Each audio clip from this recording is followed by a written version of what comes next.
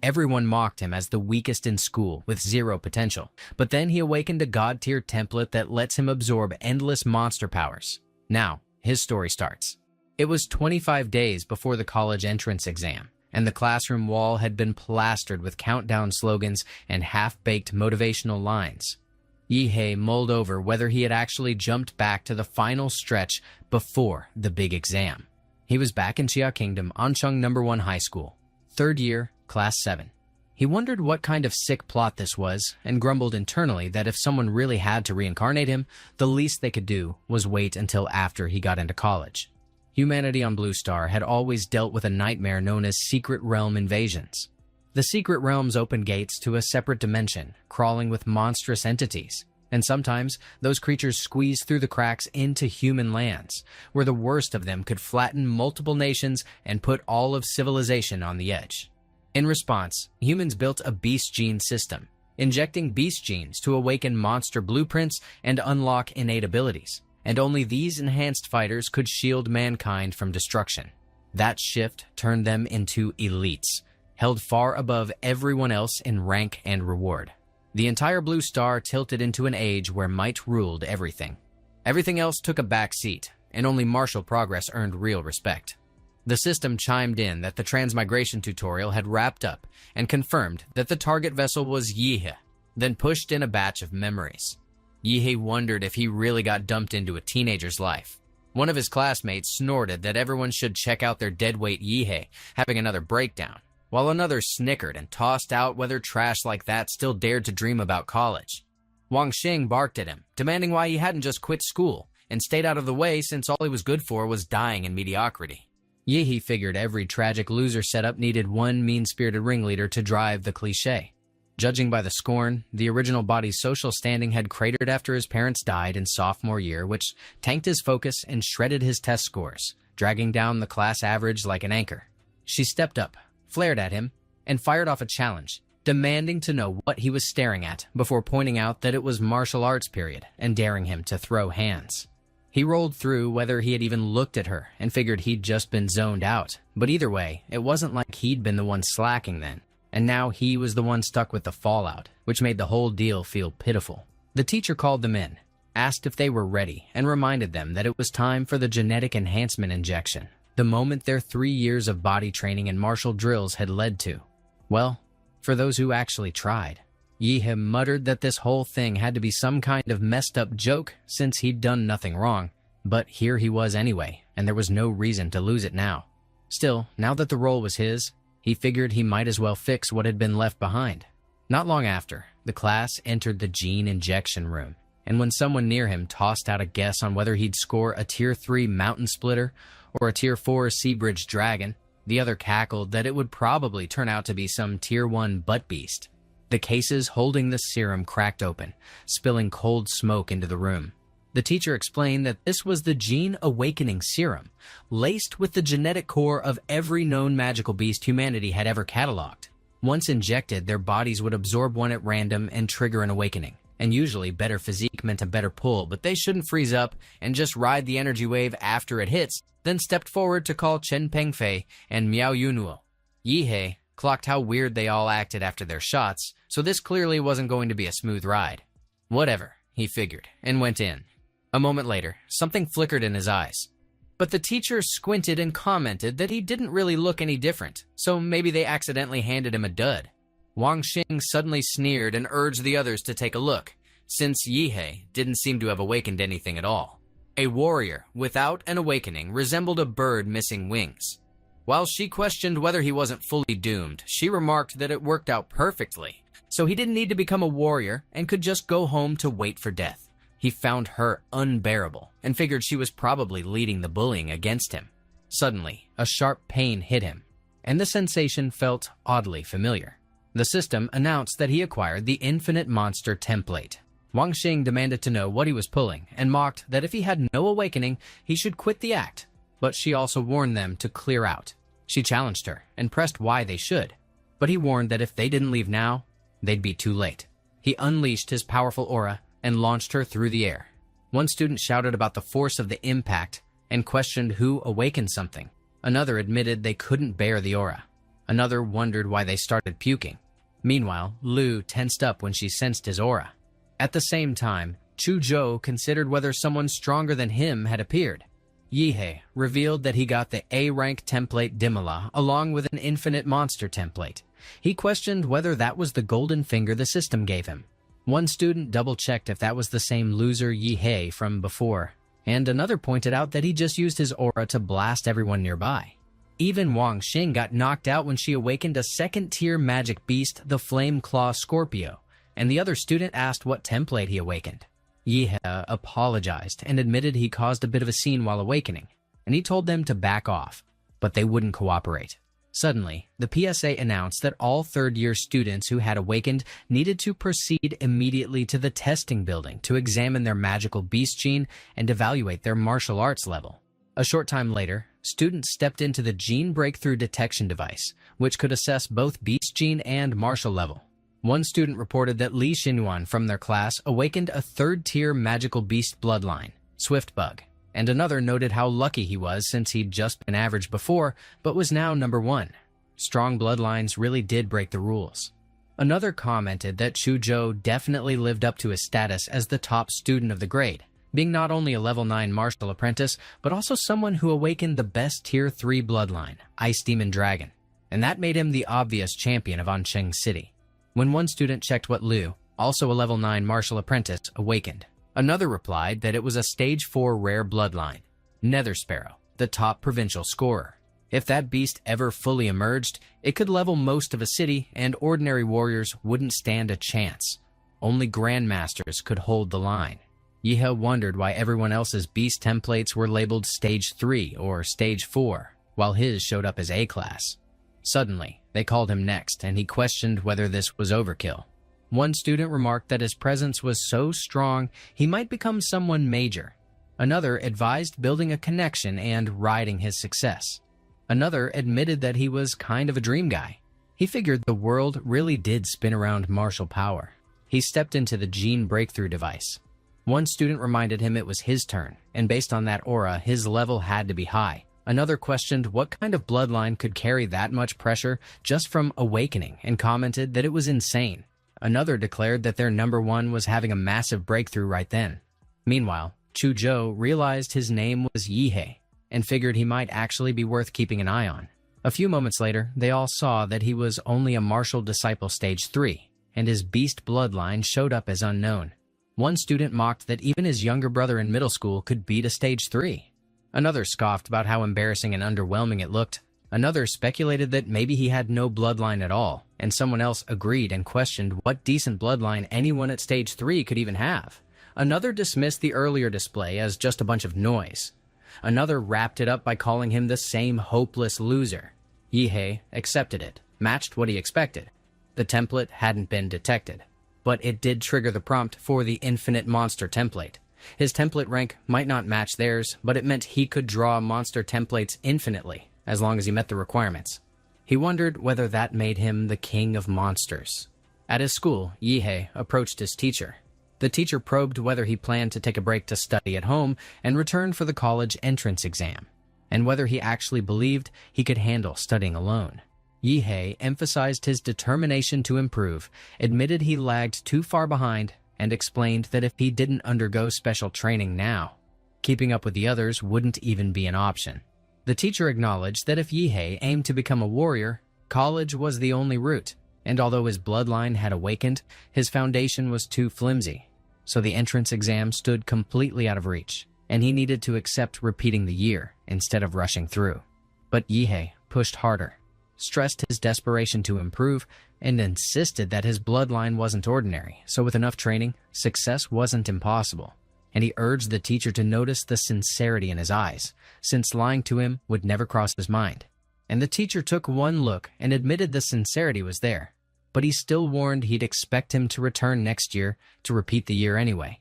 The next day, Yihei went to the Anqing Warrior Center. His parents' house had been mortgaged for $600,000, and with the accident compensation of over $1 million, he now held a decent chunk of startup capital.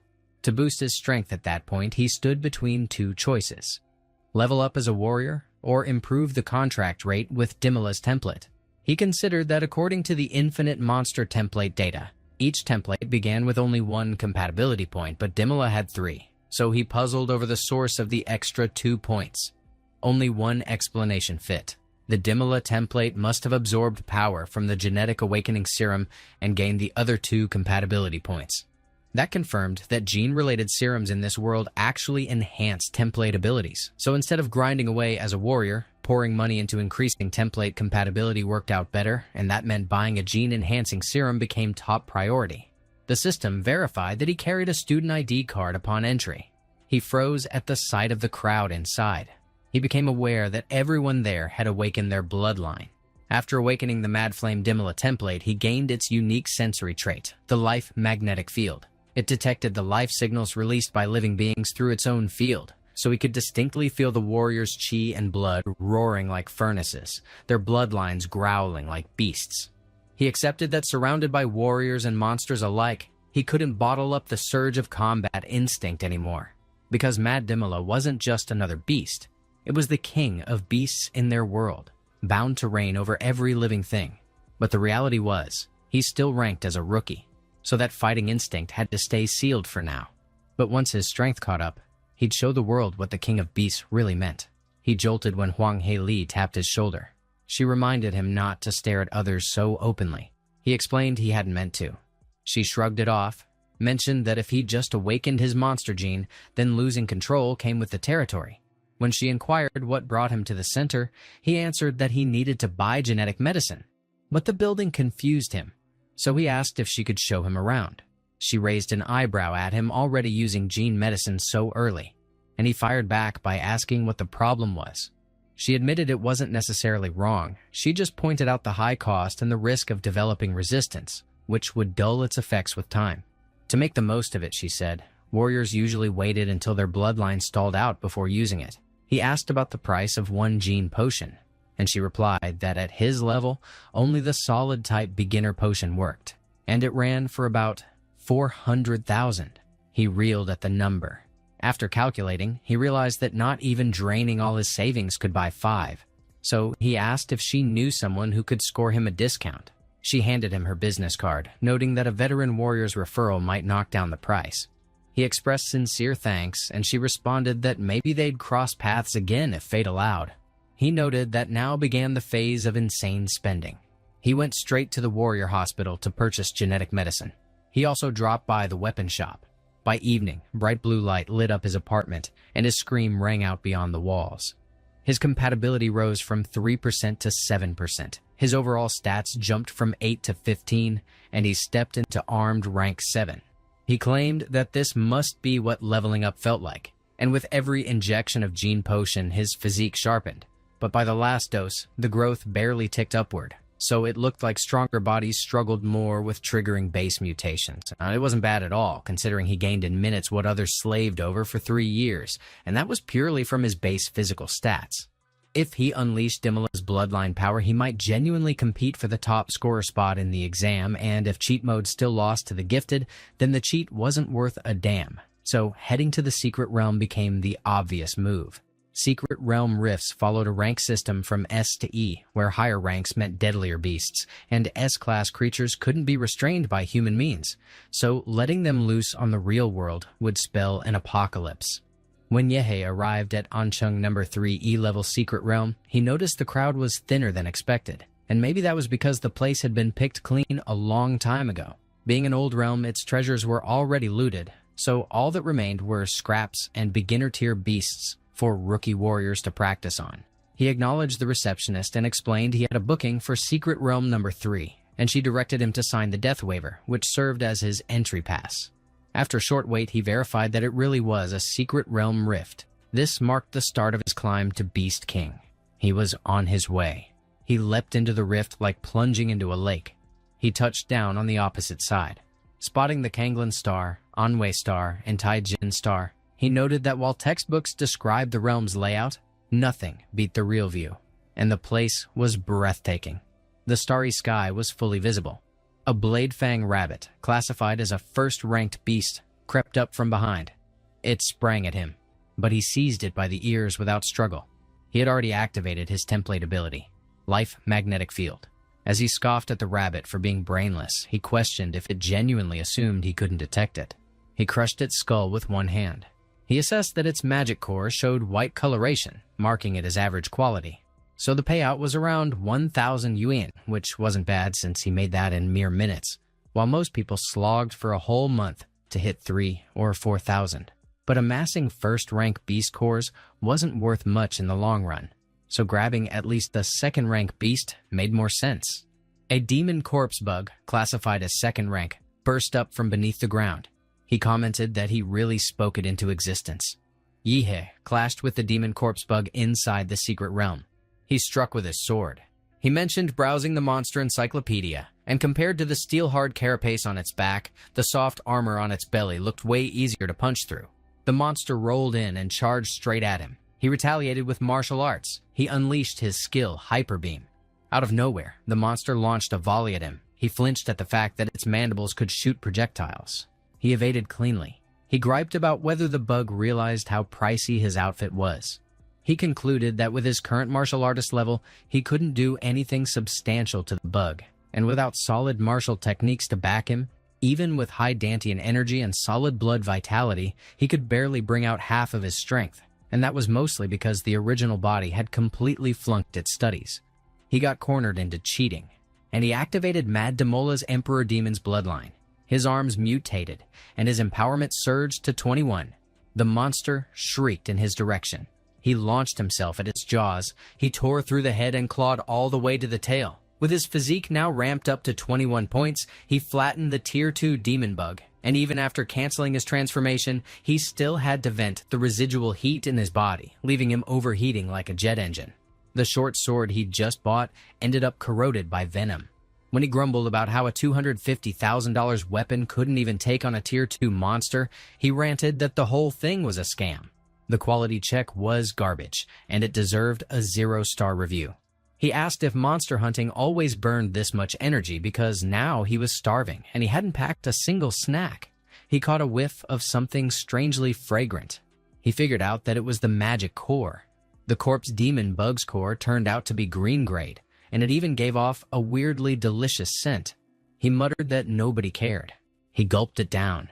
The magic core reacted inside his system. His compatibility ticked up from 7% and he blinked. He tallied that after spending hundreds of thousands on one genetic potion just to raise compatibility by 1%. So 3 or 4 of them basically matched a full potion. The white magic core from the Blade Tooth Rabbit should at least raise it by 1%. He regretted blowing his cash on pay to win, but he swore he'd channel that regret into motivation, and that night he'd hunt till he dropped. He triggered his life magnetic field. By the next afternoon, his compatibility jumped to 9%, and his overall physique reached 15.8. He realized that once he hit 9%, white magic cores stopped affecting compatibility, so he'd have to offload them for cash. He reported collecting 20 white magic cores and 1 green one, and the receptionist nearly short-circuited over whether a regular high school student could actually rack up that many. He recalled that based on government rules, martial artists had to turn in 1/10 of their loot. So for 1 green core, he owed 5 white ones, and he tallied that he had 200,000 Xia Kingdom credits in his account. 9 days before the college entrance exam, Yihei headed into Ansheng No. 4 D-Class Secret Realm. Old Lu wondered if they could pull off the Blood Jade Flower bounty mission at that point, and Lin Hei brought up how they'd already tracked its general location during their last run. But Old Chen had gotten hurt by a monster and couldn't join this time. Zhao Xia raised the issue that it left them with only 5 people, which Xiao Wu confirmed, pointing out that entering a D-Class Secret Realm required at least 6. Lin Hei waved it off, mentioning he'd reached out to an agency for help and lined up a new martial artist. He double-checked whether it was the martial disciple level 9 guy called Dadzle, and Yihe nodded, explaining the guy was still a student, technically barred from D-Class zones, so he went through a shady agency, shelled out 100,000 credits for a fake identity, and got scammed hard. Lin He found the name Dadzle kind of weird, and the guy brushed it off, claiming using his original name would have triggered copyright. Lin He shrugged, treating it as just a code name, and noted that with level 9 strength, the guy wasn't really cut out for a D-Class anyway, so they'd let him tag along to learn but not drag them down, and the guy had no objections. He figured setting expectations early was solid and way better than getting screwed halfway through. Lin He gave the signal to move, adding that they had to grab the blood jade flower this time. A short while later, Lin He checked the tracker and noted the blood jade flower was sitting in an oasis up ahead guarded by a Tier 2 monster, carrying a general-level bloodline. Yihei commented that it had been a rainforest before and now it looked like a desert, which suggested the secret realms weren't tied to a single world. Out of nowhere, a teammate flagged Lin He and announced that Earth Demon Rats had locked onto them. Lin He assigned Hood to handle it, and Hood gave the go-ahead. He flung his daggers in one smooth motion. Each hit found a skull. The daggers detonated. He reported the wipeout, and Yehhe figured the guy had infused martial energy into the darts so they exploded like bombs, which made him ruthless and low-key. A little later, the oasis came into view. They started hiking toward it. Yehhe brought up the obvious and wondered why they weren't using a vehicle, since the oasis was still a ways off, and Lin He clarified that the monsters there were insanely sound-sensitive, so the noise from an off-road engine would blow their cover. Plus, he wanted to assign tasks while they walked. Zhao Xia was on grenade duty to bait the beast. Xiao Wu and Hood had to rig traps. Old Lu would lay down suppressive fire. Lin He would take the front. Yehhe just had to observe, and he was cool with that. Shortly after, Zhao Xia launched the stun grenade. It carried high-level monster pheromones, triggering territorial rage in nearby beasts. A Tier 2 Earth Dragon stormed out, and they gave Yehhe a heads-up to keep clear. Meanwhile, Hood's daggers were scattered across the field. Huo Peng picked one up. He chuckled while dragging his tongue across the blade. Lin He took the Earth Dragon's head clean off. Zhao Xia hollered at Lin He while Xiao Wu noted the thing had gone limp. Lin He ordered them to push forward. Out of nowhere, they warned him to stay sharp. Yehhe sprang off the ground in a blink. He launched himself skyward and twisted mid-leap. He unleashed his charge beam right at the monster. He noticed that even as a martial novice, he packed enough force to stagger a Tier 2 beast, and Zhao Xia recognized that punch wasn't weak at all. His mountain-crushing heavy fist flattened the target. As Xiao Wu shouted that he just dropped a Tier 2 magical beast, he brushed it off, but Lin He gave props for the save and announced that from then on, they were teammates. The team confirmed the Earth Dragon was done for. Xiao Wu mentioned they'd snagged its soul essence too, so the haul wasn't bad. Zhao Xia wondered if that glowing red thing was really valuable, and he confirmed that, of course, it could level up the template, though Yehhe thought it looked more like some massive fruit.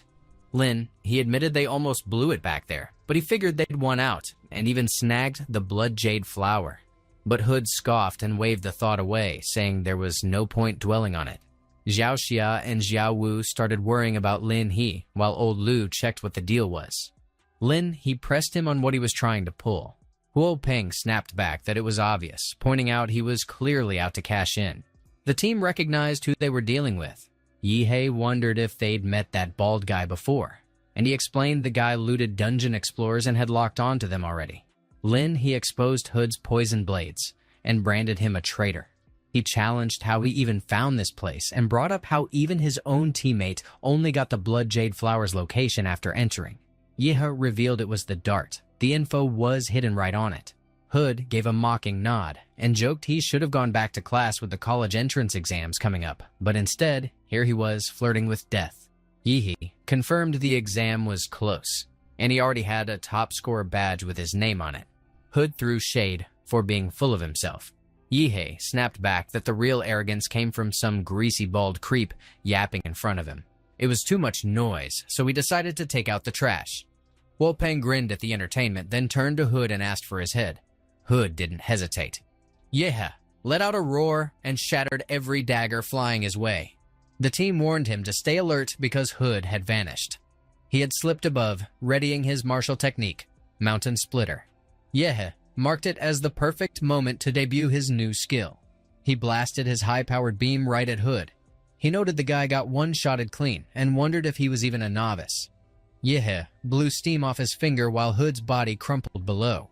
Huo Peng approved of the move and got curious about which big-name clan he came from. He told him straight he was from the Daemonra clan and asked if he planned to beg next. Huo Peng brushed him off as just a punk because not even gene techniques could patch the huge martial gap.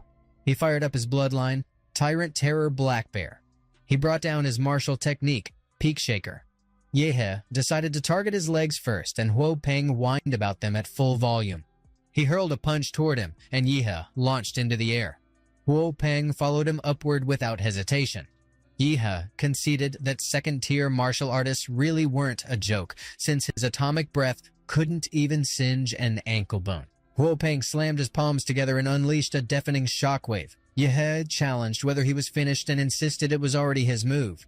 He triggered his technique, core-fused, mountain-crushing fist. He hammered him with a relentless barrage.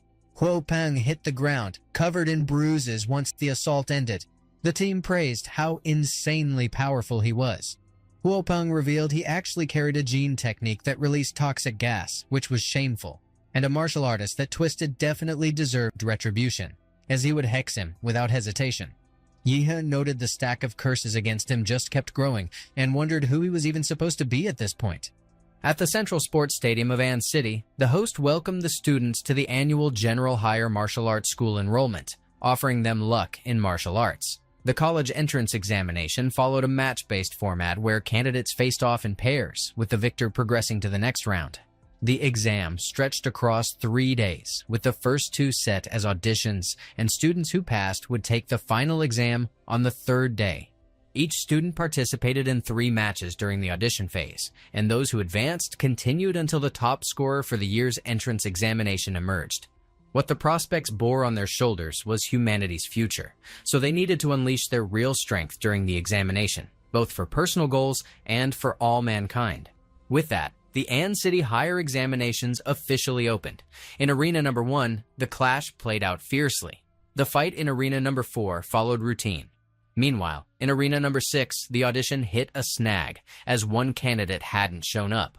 Upon inspection, the match featured Huang Tongtong and Yihe from An City Number 1 Middle School, yet only Huang Tongtong stood inside the ring. According to the rules, if Yihe failed to appear by the start of the bout, he would be marked as forfeiting. Huang Tongtong remarked that getting humiliated during the genetic conference remained her biggest disgrace and believed she could use her fire lizard to get payback this time. Instead, that coward went into hiding, avoiding the match altogether, which ruined her plans. One spectator scoffed, mocking him for dodging the entrance exam altogether, while another guessed he was curled up at home, trembling in bed, and another tossed out that someone like that had no business attending high school and should just sweep streets instead. As the referee announced Yihe's withdrawal, he got cut off. A teacher pointed out that something approached, and another picked up on a colossal aura. He tried to figure out whether it was even human. He questioned what kind of strength enabled someone to fly overhead. Yihe dropped into the arena in spectacular fashion. Huang Tongtong demanded an explanation, her vision filled with a flying shoe. He kicked her in the face and launched her backward. Yihe mentioned it had been a close call, and he almost needed to repeat the year. Huang Tongtong collapsed, so the referee ruled him the winner, though he wasn't sure if it counted. One viewer gushed that Yihe seemed absurdly strong, beating someone with a single kick, while another praised his flashy entrance, and another guessed it must have been that legendary descending kick from the sky. Yihe's current physical rating stood at 226 with a 20% compatibility. Captain Linny had rewarded him with a blood jade fruit, though it needed time to enhance his body. Now, he could unwind and see what happened next. The match between An City Number 4 Middle School Long Tao and An City Number 1 Middle School Yihe ended in his victory. Then again, the match between An City Number 3 Middle School Long Tao and An City Number 1 Middle School Yihe also went to him. One spectator shouted that Yihe was unbelievably strong, while another pointed out that he finished every match with one kick and never dragged them on. So someone coined him a one-kick Superman. Yihe, from An City Number 1 Middle School, cleared all 3 matches and moved on to round 3. Afterward, he left the arena. A recruiter encouraged him to come learn more about Dongshan University and invited him to add on WuChat. But a man claimed that although their university was private, it offered generous grants and scholarships, while another insisted they needed a strong warrior like him, and another brought up whether he had a favorite university. Yihe mulled over his favorite university. He apologized, admitting that he aimed to enter Huadu University. As they walked away, someone muttered that he was acting arrogant after reaching the finals, but would beg them for help after losing, while another reminded him to get in touch if he failed. Yihe wrestled with whether they simply didn't believe in him, but that was understandable. Huadu University ranked as the best martial arts university in Xia country and stood among the top 5 universities in the world. It remained a sacred landmark for all martial artists. In a second-tier city like An City, only a rare few ever qualified to enter that landmark, but so what? Warriors proved everything with strength, so he would catch their expressions after taking first place. Suddenly, an official stepped forward and requested his cooperation, announcing that they would re-evaluate his martial arts level. Later, the official uncovered that his martial arts level had reached 9th, and remembered that he had only been at 3rd half a month ago. After some digging, they learned that he frequently visited the E-level secret realm after school, and pressed him about why he risked such a dangerous place before the college entrance examination. Yihei considered it ridiculous to gain strength that quickly in 3 months, and pushed back on whether they were accusing him of cheating. Yihei clarified that it had been to find himself. Before his father passed away, he left a message explaining that if he wished to surpass humanity, he must not remain human. So he kept returning to the secret realm for battle, and during one of them, he broke through his genetic lock. The officials froze in disbelief. Breaking through the genetic lock remained impossible, so they had to file a report immediately, and Yihei understood that somehow he had become a key observation target. Later, a father offered his blessings to his son while a mother urged her darling to do his best, and another pledged to throw a banquet once old Wang passed the double first-class exam. Yihei watched the live streams airing street interviews with the parents and friends of examinees, but no one appeared for him, and he quietly accepted that as an orphan, no one cared. Meanwhile, the teacher encouraged Yihei to keep going and reassured that he had what it took. The first match of the promotion round began, pitting An City No. 1 Middle School's Yihei against An City No. 3 Middle School's Luo Xuan. An audience member recalled that Luo Xuan had taken first place at No. 3 Middle School and reached martial arts level 8. He had awakened with a rare second-level magical beast bloodline, and with both parents being warriors, his opponent stood no chance. Yihei offered him the first move. Luo Xuan laughed and tossed out whether he even knew who he was, and Yihei countered that whether he knew or not, the result wouldn't change. Luo Xuan confirmed that the result wouldn't change, declared victory, and activated Bloodline Awakening.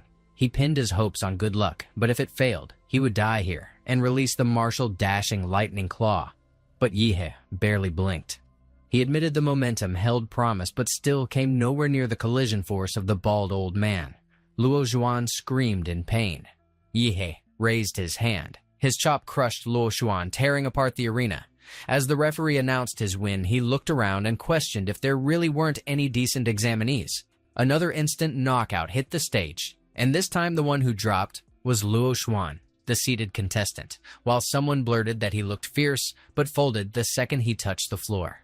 A spectator mentioned Yihei carried himself with the calm of drifting clouds and the steadiness of a light breeze, classic master energy, and someone else pointed out his level-towered way above the other examinees, so there was just no competing, while another chimed in that he looked way too cool and wished he'd make her pregnant. Even though he used his hands this time, the crowd still called it a one-hit knockout. His strength matched his title as one kickman.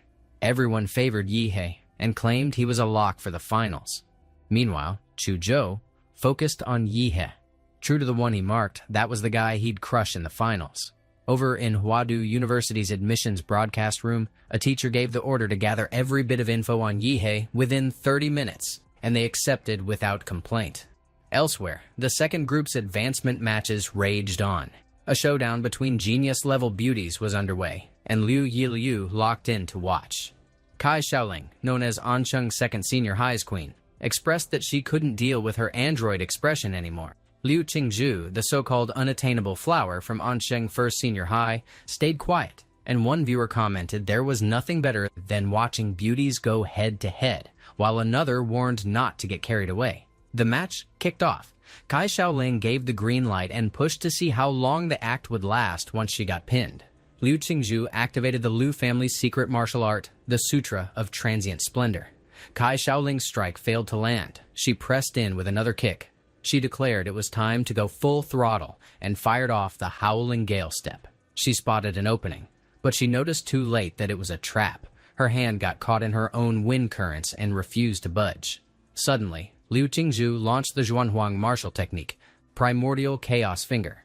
The host noted that a college entrance candidate actually wielded a Zhuanhuang-level move. With that kind of martial prowess, she didn't even need exam results to get into Huadu University. but Kai Xiaoling triggered the Shadowclaw Tiger King's bloodline awakening. The host pointed out that she'd awakened a third-tier royal bloodline, the Shadowclaw Tiger King. Royal bloodlines were already hard enough to handle, and that one was infamous for being brutal, so her potential had no ceiling. Kai Xiaoling demanded to see her Nether Phoenix bloodline. Liu Qingzhu replied that she'd seen enough. Kai Xiaoling challenged whether she really believed anyone under martial artist tier could go toe-to-toe with her. Liu Qingzhu unleashed another Liu family secret technique. She activated the Transient Splendor Phantom to slip free. Kai Xiaoling struck with the Fierce Tiger's crippling kick. Liu Qingzhu answered with the Primordial Chaos, Jade Finger. Their techniques collided. The host remarked that their martial forces slammed together with wild force and kicked up a dust storm across the arena. He looked on, waiting to see who'd be left standing. The dust cleared, and he spotted Kai Xiaoling still upright in the ring. But her eyes rolled back. He registered that Kai Xiaoling collapsed from exhaustion, while Liu Qingzhu remained upright in the arena. Using only martial techniques, she completely dismantled Kai Xiaoling, who also reached the 9th stage of martial arts and had awakened a royal bloodline, making her undeniably worthy of the once-in-a-century genius title. Liu Qingzhu claimed victory. Someone declared Liu Qingzhu was too powerful and absolutely legendary. Another forecasted her as Ancheng City's top scorer and challenged anyone to disagree.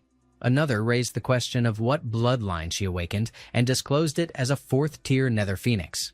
Another reacted to the bloodline reveal and wondered what kind of monster she was, pointing out most genuine martial artists would not even compete on her level.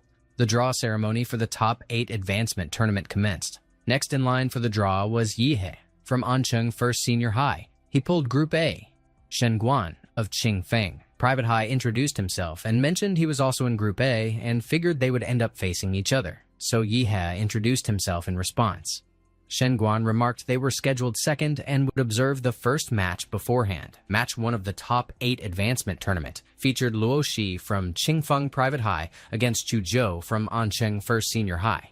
Luo Shi carried solid strength, having repeated a grade on purpose, specifically grinding that year to make it into Huadu University.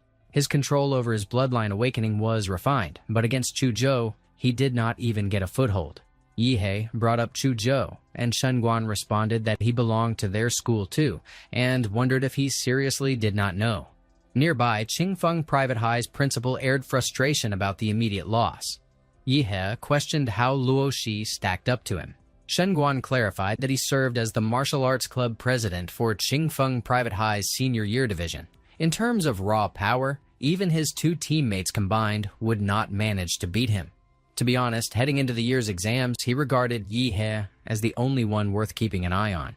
Since childhood, his perception had been unusually acute, so he could sense that Yihe resembled a dormant volcano with something primal locked inside. He remarked that it was their turn now. Shortly after, Match 2 of the top 8 advancement tournament kicked off. It featured Shen Guan from Qingfeng Private High against Yihe from Ancheng First Senior High. The battle to decide the top 4 in An City's college entrance exam had reached a fever pitch. Yihe squared off against Shen Guan, neither side yielding an inch. Their exchange of blows nearly seared the audience's retinas. Shen Guan wiped away a nosebleed and wondered if Yihe's bloodline caused it. He observed that Yihe's ability directly targeting cells was bizarre, while Yihe noticed Shen Guan had wrapped his body in martial energy to fend off nuclear radiation. Shen Guan recognized Yihe's technique as incredible and grudgingly labeled him a monster worth fearing. He brought up the legacy of the Shen family, announcing the Shape Will Fist. Deer Peak burst forth without warning. Yihe called out its sheer speed. The host pointed out that Yihe, once dubbed One Kick Superman, had been struck for the first time. Shen Guan's Shape Will Fist clearly packed serious power. Yihe lost ground. Shen Guan called him out and hammered down Bear Crash. Yihe braced himself completely. Bear Crash didn't stop at blunt force. Shen Guan had pumped martial energy into his body, amplifying the impact. His earlier opponents had all been helpless amateurs. Shen Guan twisted low like a serpent. He conceded a partial truth. He could not only infuse his body with martial energy, but also suppress his opponent's energy, cutting them off from martial arts altogether. He hurled out Ape Hurl. A savage glint filled him. He sprang with tiger pounce. His eyes gleamed, and he snapped into agile dive. Shen Guan laid it bare. Yihe had no chance to win. The arena cracked open. Shen Guan broke into a booming laugh, thrilled as the host described how Yihe couldn't find a single opening to retaliate. Medics stood ready at the edge of the arena, knowing the shape-wheel fist barrage would have finished any average fighter. Victory seemed final, but the announcement stalled. Shen Guan turned. Aura flooded the space. Yihe shifted form and acknowledged Shen Guan's raw strength. He released Savage Trace, the Daimora Awakening bloodline. He remarked that if there was any comfort, Shen Guan was the first to see him like this. As Shen Guan's spirit crumbled, the host explained that manifesting a magical beast form could earn a student entrance to Huadu University without testing. In this small pocket of Anqing, there wasn't just Lu Qingzhu, the martial prodigy, but also a bloodline powerhouse. Shen Guan realized the terrifying level of Yihe's awakened bloodline. The host mentioned that each examiner had monitoring headsets to track candidates and surrounding conditions. He froze as the radiation reading spiked to 9,999,999 and muttered confusion, stunned by the nuclear overload. After watching Yihe manifest a magical beast, the examiners apparently clocked an issue and coded the arena in martial energy to contain any nuclear spillover. One audience member wondered if this counted as Yihe's bloodline awakening, while another found it sick and asked if anyone recognized the magical beast's lineage. A student from No. 1 Middle School shared they'd heard Yihe awaken some unknown bloodline, which raised the question of how something that strong could still be a mystery. Yihe figured it made sense, since Daimora didn't exist on Blue Star, and nobody would have had a clue. At the same time, Shen Guan's nose started bleeding again, and he owned up to the fact that his martial arts shield couldn't take Yihe's energy anymore, realizing he didn't have the stamina to stall much longer. He unleashed his own bloodline awakening, Golden Star Ape Demon, and the host followed up by announcing another Third Order King bloodline. This year's college entrance exam really packed a roster. Shen Guan countered with Form Will Fist Snake Strike. Yihe fired back with a martial art of his own. He launched the Mountain Arresting Fist. Shen Guan howled in pain, muttering that if he hadn't discharged the force in time, his whole arm would have snapped. He admitted he'd been overhyping himself earlier, but now the humiliation was real. Yihe acknowledged the skill, but it didn't matter. Outcome locked. In the second match of this year's college entrance examination bracket, from top 8 to top 4, a Third Order King bloodline showed up while the opposing side revealed an unknown magical beast bloodline, rare enough to stir the crowd. Shen Guan figured that after Yihe's bloodline awakened, his strength became impossible to grasp, and martial energy surged beyond his control, forcing him to pull back before charging forward again. Yihe urged him not to lose focus. He threw out a storm of punches. Shen Guan launched Form Will Fist. He countered using Snake Strike. He failed to shift Yihe, which he had expected, but aimed instead to move behind him. He leapt high. His foot transformed into an elephant's. He slammed it down onto Yihe. Then he pulled back fast, his eyes stretched wide in disbelief. Yihe stayed perfectly fine. He announced it was his move now. He charged with sharp intent. Shen Guan dropped to his knees. He declared defeat. Yihe blurted out that he'd just been getting pumped, only to get left hanging, leaving him totally out of sorts. He sighed and waved it off. Bottled up energy made him miserable. Once more, as per the rules, once one side surrendered, the other had no grounds to retaliate. The host confirmed the match had ended. Representing An City's No. 1 Middle School, Yihe stood victorious, and the crowd burst out that he was incredible. Shen Guan got memed because before the fight he guaranteed victory. But after losing, he apologized for not letting Yi unleash his full strength. One streamer dropped a WeChat invite for Yihe's fan group 4, noting the first 3 were maxed out, while another uploaded Yihe's full college entrance exam match, and someone else claimed Yihe had taken the top scorer spot, even ranking above Chuzhou and Liu Qingzhu. Qingfeng Private High School's principal grumbled that Luoxi had already lost, and every bet was now riding on Shen Guan. He demanded to know if Shen Guan even dared admit defeat, and threw in a reminder about the money invested in him. He called him an ungrateful brat, warning that without repaying that debt, college was out of the question.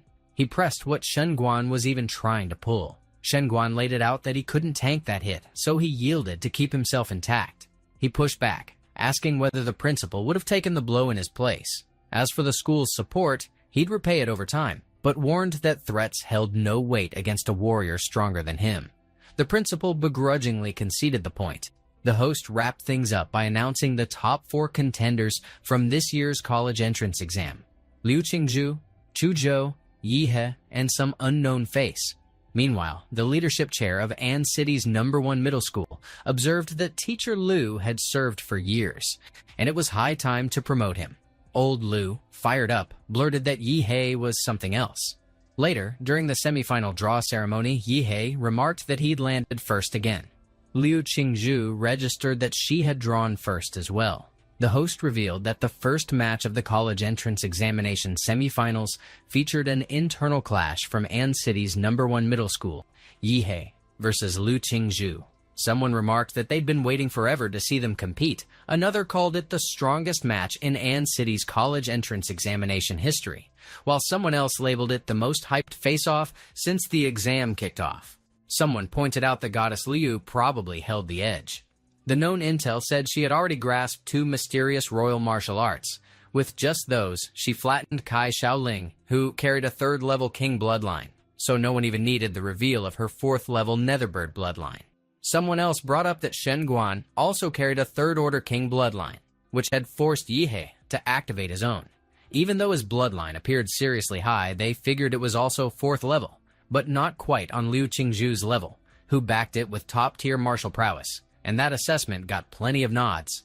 At the semifinals venue, the crowd burst into cheers. From An City's #1 middle school, Liu Qingzhu and Yi He stepped onto the stage. The referee signaled the match to start. Yi He triggered his bloodline on the spot. Liu Qingzhu caught the shift. A dark figure loomed through the smoke. She counted on him being strong enough. The host introduced the match as Yi He against Liu Qingzhu. As soon as it began, Yi He released a burst of steam that flooded the entire arena. The audience murmured in confusion, unsure what was happening since nothing could be seen through the dense mist. The host mulled over how Liu Qingzhu, the talented Liu family girl, would handle Yi He, the surprise standout from that year's college entrance exam, and reminded the crowd to wait and see if Yi He had triggered another bloodline awakening. Yi He acknowledged that Liu Qingzhu's martial arts skills completely eclipsed his. With her strange techniques, no matter how hard he struck, she wouldn't take damage. Someone that sharp in combat wouldn't be easy to beat if the match dragged on. He had to commit early and launch the mountain arresting fist without holding back. Liu Qingzhu assumed that if Yi He rushed in first, she would use his force against him and strike back. But Yi He immediately altered his move. She figured he had baited her on purpose. He announced an incoming punch, then struck with a steel whip instead. Without warning, Yi He opened his mouth. Liu Qingzhu braced for a ranged move, but he lunged with a punch instead. One spectator criticized Yi He for trickery and claimed it was disgraceful toward their goddess Liu, while another retorted that warriors clash and battles don't care for manners. Liu Qingzhu's flow faltered under the misdirection. Yi He pressed in mercilessly and gave her no room to breathe. She surged her martial energy to break his grip and gain distance. Yi He dismissed her effort and lunged again. She braced for martial-powered claws. She dodged on instinct. The burst went off from a distance. Yi He refused to let her retreat. He rained down another flurry of punches. Liu Qingzhu guessed that if he could maintain that level of pressure, his stamina had to be impressive. She had 2 powerful Roya martial arts under her belt. One was the Liu family's secret defense technique, Floating Shadow. The other was a more aggressive one, the Hunyilin Jade Finger. Either would break the momentum, but he never left an opening to use them. Her limit was approaching. If this kept up, she'd fall off the stage and lose the match. She had no better option. A feather emerged from her hand. Yi He blinked in disbelief. Liu Qingzhu figured he was about to unleash his final move, the bloodline transformation Netherbird. Her body shifted and took flight. Wings rippled behind her in midair. The host confirmed it was a bloodline awakening. For the first time, Liu Qingzhu unveiled the magical beast heritage of the Netherbird. Liu Qingzhu alerted that she might not control her strength in this form. Yi He accepted that and responded that it was just as well, since he had only used half his power so far, and figured he could now push himself fully. Liu Qingzhu vanished and reappeared behind him. She released the mystic technique, Hunyilin Jade Finger. He countered with the atomic blast fist. Their clash shook the whole arena. The audience roared at the sheer force. The pressure was too intense to keep their eyes open. Liu Qingzhu staggered back. Her eyes widened. Yihe held firm. His face burned with resolve. Yihe's power burst climbed to another level. Liu Qingzhu remarked that the energy shift felt wrong. The host glanced over, catching the signs. Yihe's magical beast true form had started stockpiling energy. Spikes along his spine swelled with surging force. That force flowed toward his mouth, slow and steady. Without warning, Yihe blasted out an atomic breath beam. Liu Qingzhu rushed to meet it head-on. Her wings folded around her like armor. She drew on her latent ability awakening. The beam slammed in. She responded with feather deflection. The host announced that Liu Qingzhu's feathers had bounced the breath aside. The audience panicked as the redirected beam streaked toward them. A barrier blinked into place, catching the blow. More beams followed. The barrier still held. An City's mayor, Huang Qing, had entered the scene. He told them to pay attention, claiming the strongest champion in An City's history would emerge today. The host added that Huang Qing had shielded the crowd just in time. Down in the arena, blood hit the floor. Liu Qingzhu remained standing but far from unharmed. She admitted that he broke through her Netherbird's defense in one blow, which left her doubting whether she could win. She remembered how the ancestors had pinned the Liu family's hopes on her. So losing wasn't an option. Their gazes stretched across generations. So failing wasn't allowed. Her mother's voice echoed, reminding her of the years poured into training. All so she could one day bring glory back to the Liu name. So she had no right to falter. It wasn't just about passing the exam, it meant winning again and again after that, but Liu Qingzhu replied that she couldn't breathe. She felt drained. Yihe's strength overwhelmed her. Up against someone like that, it made sense that victory was out of reach. She figured he would notice the opening she left and finish it there. But Yihe didn't move. She wondered why he refused to dodge. He wanted to know where her fire had gone. She froze. He pressed whether she'd ever dared to meet his gaze. He meant to earn the title clean. Her jaw dropped. Yihe hit her across the back. He demanded that she face him like she meant it. He hammered her again, throwing out the question of whether she was ready to stop holding back. And she responded that he was awful, since no one had ever dared hit her like that in her entire life. She clearly intended to give up the win. So she didn't get why he insisted on dragging the fight out. She shouted at him not to hit girls in the face, yelling that he was an asshole. He shot back that if she didn't want to be hit, she'd better get serious. She triggered the taboo martial art, blood ignition, without a second thought. She vowed to bring out her strongest magical beast true form and beat him, just like he wanted. Liu Qingzhu hovered overhead. Yihe remarked on her finally unveiling the true form of her magical beast and noted that things had just gotten interesting. Given that shift, slacking off was no longer an option. He activated hard qigong, a body technique fused with the Demura template and dubbed the nuclear light combat body. He proposed they settle things with a proper fight. Liu Qingzhu beat her wings. A tearing hurricane surged forward. He lunged straight into it. He shattered it using an explosive punch, but she had more left in reserve. She bellowed with full force. She caught his punch. Even then, he stayed steady. He challenged whether she truly believed she held a monopoly on screaming. Energy clustered along his spine. She recognized the same overused move but refused to retreat. She dropped her guard to unleash the Liu family's peak technique. She would meet it without flinching. He unleashed the atomic breath beam. She retaliated with her bloodline power. She summoned her netherworld blood thorns. The host announced that Yihe's atomic breath and Liu Qingzhu's netherworld blood thorns crashed into each other with terrifying force. This presented a problem since neither fighter held sway over this kind of overwhelming clash. Huang Qing triggered his gene technique. The divine ley line wall spread across the arena.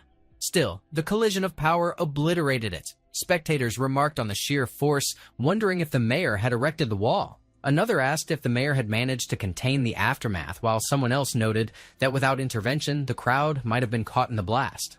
Huang Qing conceded that his 3 ley line walls were rushed and didn't hold up to usual standards.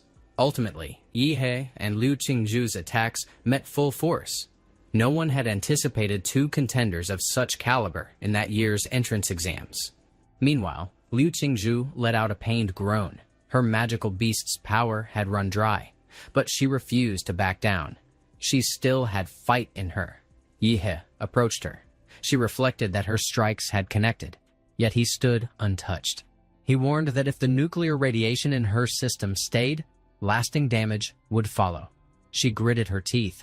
She hadn't even wanted to fight that hard and questioned why he insisted on dragging her into it. He dropped into a seated position. He pressed whether she truly lacked the will to fight or just didn't want to admit her drive to win.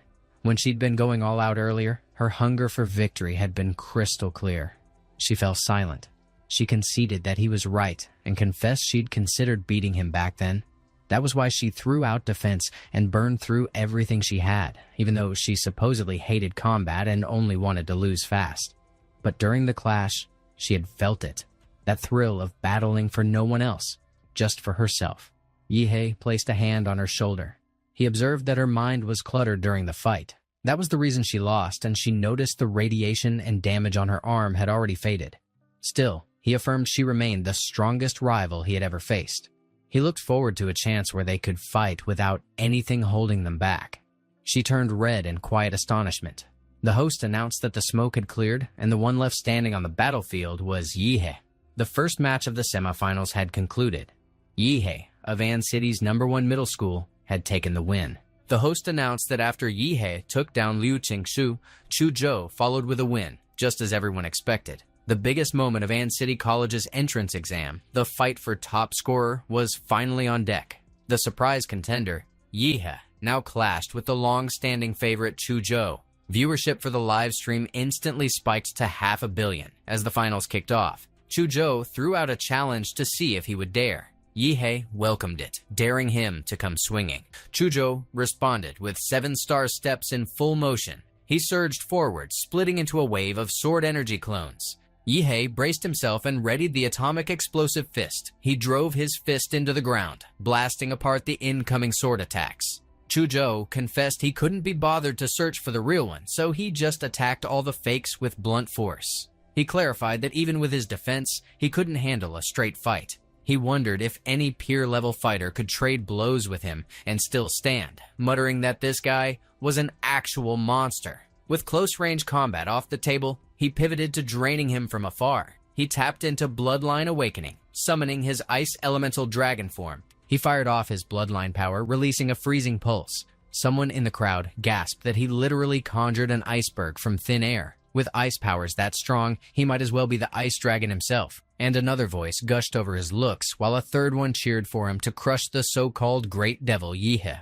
A fourth chimed in to say he had this in the bag. The host noted how Chu Zhou's ice pulse carried enough force to shape an iceberg on the battlefield, trapping Yihei in its core. But Chu Zhou acknowledged that unleashing such a brutal chill had hit his body harder than he expected. One viewer shouted to look, the iceberg was already cracking. A blast then ripped straight through it. Chu Zhou questioned how he broke free that effortlessly. He hastily summoned an ice pillar to block the beam. It shattered the moment it connected. Yihei revealed that ice dragon powers had never worked on him anyway. He clearly had a natural edge over him. Chu Zhou admitted that the strength gap was just plain overwhelming. Yihei deserved his final move. It marked the highest limit of his technique, originally meant for Liu Qingshu. Chu Zhou unleashed the soul-damaging sword intent in an instant. Huang Qing remarked on the technique, baffled by the fact that someone so young had already reached that level. Chu Zhou poured everything into the slash. Yihei finally bled, but it didn't change the outcome. He noted that maybe if he found a better sword one day, he might stand a chance. Chu Zhou let out a heavy sigh of defeat. His sword had been broken. He questioned how much of a chance he'd even have going forward. Yihei joked that it might be a little better than trying to win by being a simp. In the end, Chu Zhou yielded. The host officially named Yihei the champion of the An City College entrance exam finals. A viewer insisted he'd called it from the start, while another admitted Chu Zhou was strong but couldn't keep up with Yihei. They declared that Yihei, the dark horse, really stayed dark horse till the end. His face lit up every screen around the city as cheers flooded the arena and people dug into his story. Chants of his name filled the stadium. The host addressed his loyal live stream audience who had followed all 24 college exam finals. After 3 days of intense battles, the top scorer had emerged. He introduced Yihei from An City #1 middle school. He mentioned rumors that Yihei's sudden dominance came from hidden buildup and a late-game sprint. Now crowned champion, he wondered aloud if Yihei had anything to share, and Yihei figured that this guy really knew how to make cheating sound poetic. Yihei coughed and explained that first and foremost, he owed thanks to his teacher, who never gave up on him and inspired him when he had hit rock bottom, which brought back his will to fight. Old Lai, however, admitted that he didn't deserve the compliment. He'd been so out of touch with his job that he missed Yihei's potential, and now carried guilt over it. Then he spotted the headmaster. The headmaster offered $2 million to hype the school and promised a scholarship. Yihei quickly followed up with praise, saying he also wanted to thank the headmaster, whose leadership got him here. Finally, he gave credit to himself. Without his own effort and grit, none of this would have happened. Out of nowhere, the system congratulated him for earning the title of #1 scholar and notified him of a random template ability as a reward. Yihei froze as he realized this template even came with an achievement system. The stadium corridor stayed quiet until someone hollered that Yihei had emerged. A reporter probed whether winning first place had been tough. Another pushed about his sudden progress over 6 months, and someone else pressed about Huadu University. He barked at them to stop tailing him because he needed the bathroom. Still, a reporter jumped in, pressing him on who looked better between Liu Qingzhu and Wu Shanling, or whether he leaned toward Shenquan or Chuzhou, which pushed his patience. He tossed back that he had no time to waste on them, prompting someone to plead for a pause and another to squeeze in one last query. After some time, Yihei ended up at the basketball court. He muttered about finally ditching the press. But apparently, he wasn't limited to a single template anymore, and the system could now unlock more through rewards.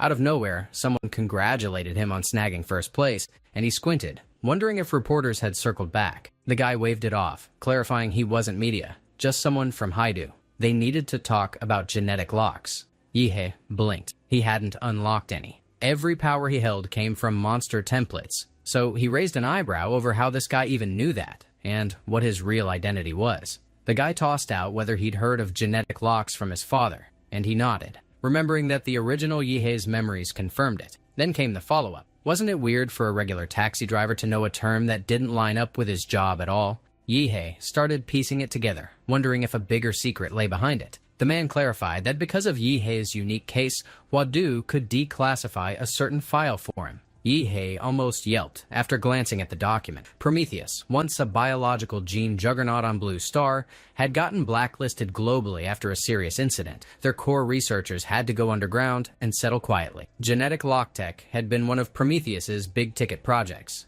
He figured they must have assumed his bargain bin dad was a top Prometheus researcher, and that he himself was their hidden experiment. The man soothed him not to worry. The state wouldn't give him a hard time. He just needed to be informed. As someone directly involved, he deserved that. Yihei fired back that if he claimed to be more composed than him now, would he buy it? The man explained that since Yihei was one of the country's key development prospects, full protection was guaranteed. Yihei groaned about how fame brought nothing but nosiness and hassle. Society sure adapted at light speed. The man turned to leave. Yihei muttered that it was about time. The college entrance exam had turned into a jackpot. Not only did he bag a Huadu University admission, but also a $2 million scholarship from the principal, plus an extra $800,000 bonus. The cherry on top was the new template ability waiting to be drawn. He launched the gacha and announced he couldn't hold off any longer. A massive portal flared into being in front of him. He sweated in awe.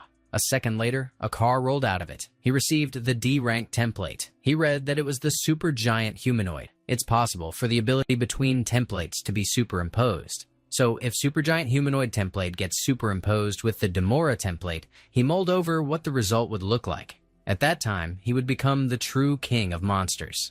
Meanwhile, an agent approached How Long about whether he meant to handle personal matters and would stop accepting tasks, and he confirmed, so all upcoming schedules should be canceled, which he indicated he understood. There was a dent on the table. It was shockingly pressed by his thumb. This guy carried strength and was out for vengeance. He remembered that an investigator disclosed they didn't find his brother's body in the secret realm, but they located some residues at the last spot his brother's signal showed up. After testing, it turned out that a small amount of nuclear radiation remained. He recalled warning his brother not to get tangled up with society, and questioned why he ignored that advice. Mom had told him to look after him before she left. Suddenly, the host on the TV declared the winner of the Ann City College entrance examination finals was Yihei, and Hulong concluded he must be a rare genius in Ann City, so Huadu University would compete for him. But it was unfortunate they wouldn't witness his enrollment. The next day, Yihe's delivery arrived. He was just about to head to the secret realm to try out his new template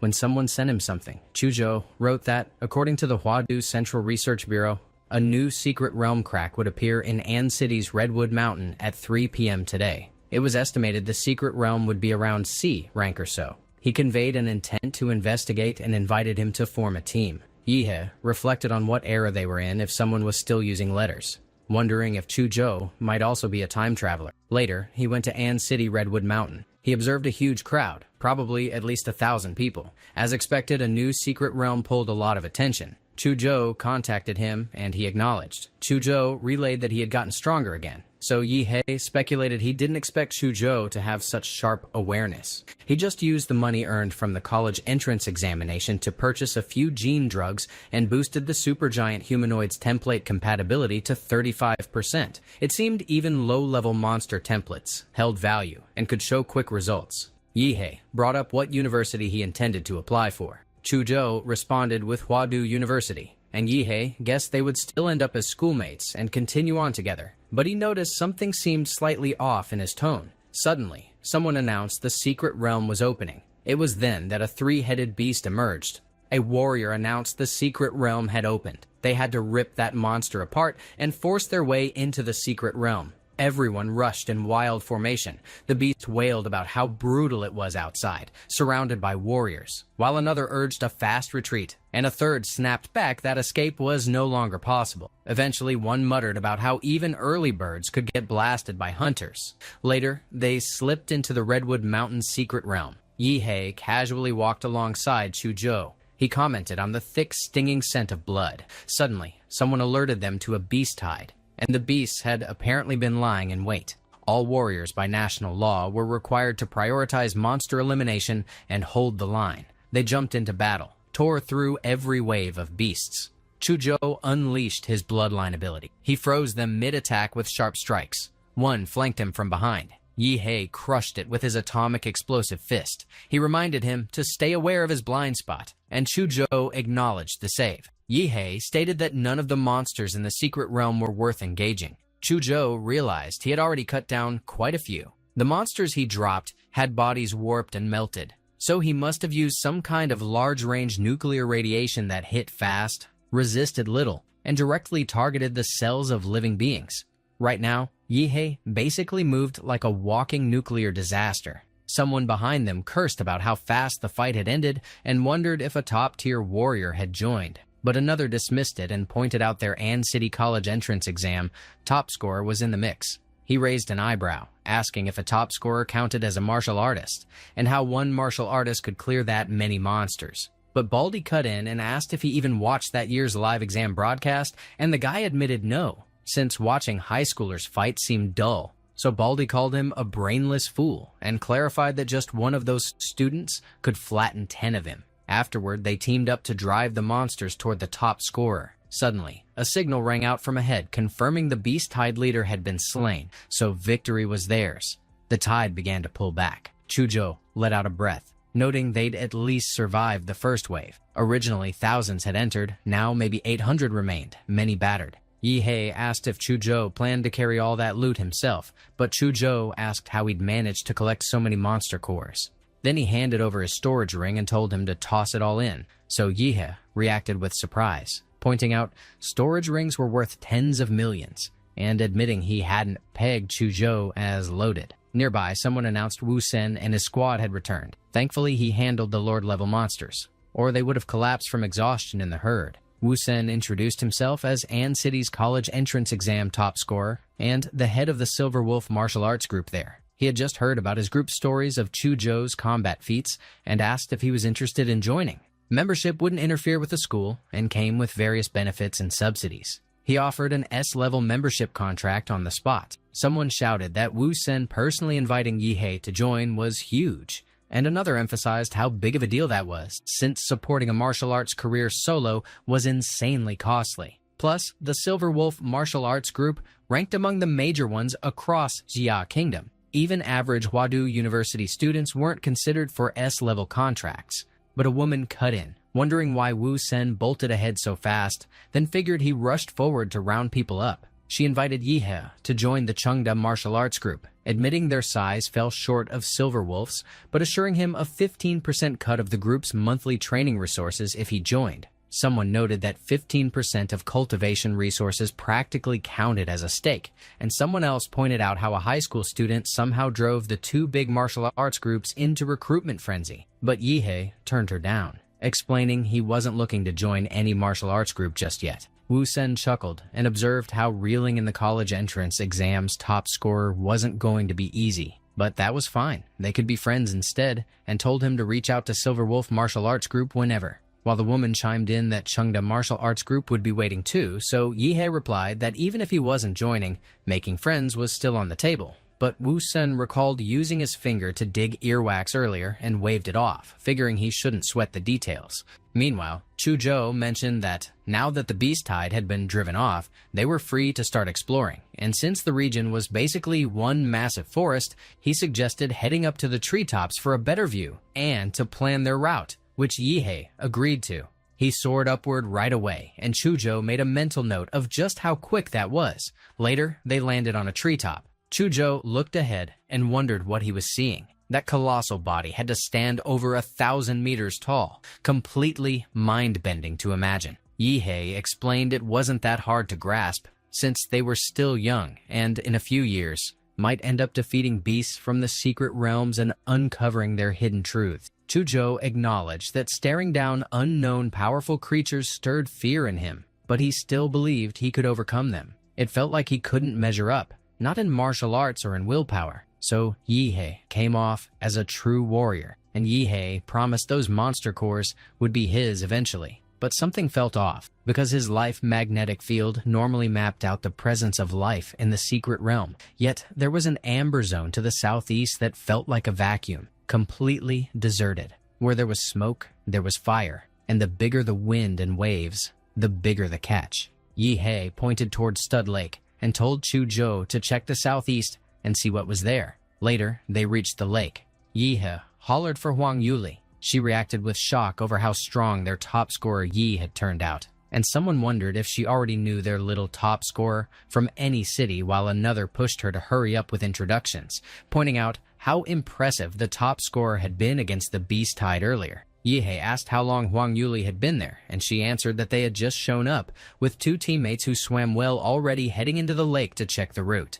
Suddenly, Yu Yang surfaced. He shouted about a fortune coming their way, and Huang Yuli pressed for answers, demanding how they were suddenly rich. So he revealed a relic lay beneath the lake and they were about to hit it big. She balked at the idea but found it incredible, so rich as it was.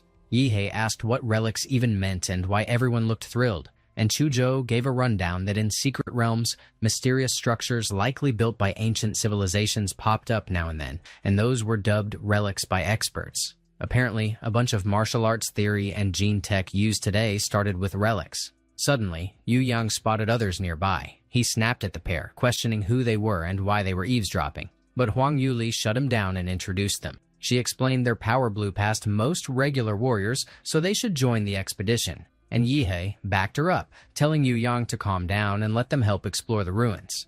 Yu Yang asked how loot should be split, and Yihe answered that since they were just outside help, he could divide things based on contribution, with more effort earning more share. Yu Yang agreed and said they could tag along for now, but warned them not to get clever. In his view, with the top scorer and runner-up from the entrance exam right there, it made zero sense to turn them into enemies. A moment passed, then they dove into the lake. Yu Yang mentioned that after crossing a cave, the ruins would show up. But something felt off, and he asked where Li Wei had gone, since he'd told him to wait there, and someone guessed maybe he stumbled on treasure and left first. Yu Yang tried reaching Li Wei, but got nothing. Huang Yuli then asked if, after finding the cave, they had even checked for signs of monsters, and he shook his head, explaining they had dumped every monster bait bomb they had, but not one creature had appeared. One member shook as she pointed out how sketchy the place felt, since Li Wei had vanished, and she asked if they should keep going. Yu Yang insisted on moving forward. If she refused to grab the glory and wealth right there, she'd never be anything more than a low-rank warrior. Anyone scared of dying could leave, but those chasing riches should keep moving. No one spoke, so he took that as a sign and pushed on. They moved carefully along the narrow trail. Then came the footprint. Yihe caught the oddity. He murmured that something was off, and Chuzhou agreed, pointing out that the timing didn't line up since she had mentioned their team just got to the lake no more than 10 minutes ago. Still, Yu Yang and Li Wei somehow managed to locate a cave at the bottom of that massive lake, go through it, and stumble onto this secret ruin path. It felt like they were running cheat codes, with full map access like in a game. It was clearly fishy, so he recommended they warn Huang Yuli and leave. Yihe maintained he had no reason to panic, boasting about having a trump card tucked away. Out of nowhere, they reached a new area. Yu Yang identified what lay ahead as a monster core, dull and lifeless, clearly drained long ago, which explained the lack of aquatic magic beasts during his dive, since they must have already been consumed. Huang Yuli contacted him, asking where the relic he mentioned had ended up. Without warning, one of them gestured upward. They recognized Li Wei, lifeless and hanging. The sight struck them with a cold jolt, leaving their bodies shuddering in horror. Yu Yang puzzled over the missing relic, where it had gone, why nothing remained, and if Li Wei was dead, how he had perished. A memory of the vines flashed through his mind, and he urged an immediate retreat. Vines suddenly erupted from his skull. That was when they grasped that he had been mind-controlled. Yihe responded fast, launching his nuclear beam. Radiation seared through the vines, dissolving them on contact. He commented on how nobody would have imagined a monster clever enough to pull this off. After taking down 2 warriors, it had hijacked one's brain and baited the rest into its ambush zone, revealing the entire thing had been a calculated lure. One member pointed out that the monster now blocked the only path back, while another realized it wasn't planning to let them leave. Chuzhou referenced books he had read, recognizing the type as a second-level king-class creature, the ghost demon vine. Huang Yuli rejected that classification, insisting that a true second-level king class defied normal ranking, far beyond what first-level warriors could challenge. Yihe declared he didn't care about its classification and told her to stand aside and watch him blast it into scraps. Then Hulong arrived, addressed Yihe directly, and announced his intent to kill him. A member scanned his chi and blood, identifying him as an 8th-level warrior. Yihe turned around, wondering if someone out there still pined for him. Originally, Hulong had zero intention of heading to the Redwood Mountain secret realm, but after hearing that someone inside used terrifying nuclear radiation powers to help the warriors fight off a beast tide, he instantly pegged that person as Yihe. So once he showed up, tracking the target down barely took effort. Hulong slowed his breathing and slipped in behind the group entering the underground cave, but out of nowhere, they wrecked the narrow tunnel right after stepping inside, cutting off his advance. And even though he froze everything, heartbeat, breath, bodily functions, to mimic suspended animation, he clearly underestimated the one who'd backed his younger brother into a corner. Yihe, meanwhile, had already picked up on Hulong's presence and couldn't figure out why some random 8th-level warrior was hunting him down, so he ran through reasons why the psycho was clinging to him, since he didn't even know the guy, and he had just stormed in, spouted nonsense, and acted like they had history. Hulong instantly exploded with 8th-level blood and energy and punched straight through the collapsed tunnel, forcing a path open and barking out that Yihe needed to brace for death. He caught the shift immediately when a storm of vines burst from the shattered rock layers and whipped toward him. Hulong glared. Cursing through his teeth, he demanded whether this was part of the plan too. The demon vine thrived on draining chi, blood, and martial strength while unleashing nerve toxins, so his state deteriorated while the vine bulked up with every second. If it dragged on, he'd fall here for sure. Huang Yuli, visibly shaken, warned the group that the cave was on the brink of collapsing from the clash. Yihe ordered everyone to move aside. He parted his lips and shimmered with blue light. Then came a thunderous boom. The atomic breath unleashed at full force in a torrent of blue light that looked ready to tear the world apart. Lake water surged through the gap overhead and crashed into the cave as the blocked passage cracked open, and he urged Huang Yuli and her teammates to make their escape first. Hulong roared for them to forget running as martial energy erupted from his body, blasting apart every demon vine in a wide radius. An ice barrier surged outward as a sword technique took shape. Chuzhou held his ground with the blade in hand, making it clear that while he stood, no one would lay a finger on Yihe. Hulong barked back with smug disdain, dismissing the icy counter and throwing in a reminder that he ranked 8th as a martial artist. Yihe answered with a sharp lightning blast and a mocking jab about where his opponent had been looking. He launched a brutal energy-packed punch. The blow detonated in a massive blue blast that rocked the battlefield. Yihe ordered Chuzhou to fall back, recognizing the enemy as top tier, and choosing to handle it himself. Yi-he stepped forward, signaling the others to leave this fight to him. Once the brutal clash ended, the demon beast lay defeated and the lake's surface settled into a shattered stillness. Huang Yuli scanned the ruined area with urgency, trying to spot Yi-he as worry crept into her voice. Chuzhou, soaked and wounded, stayed quiet, with his eyes locked ahead and his face set.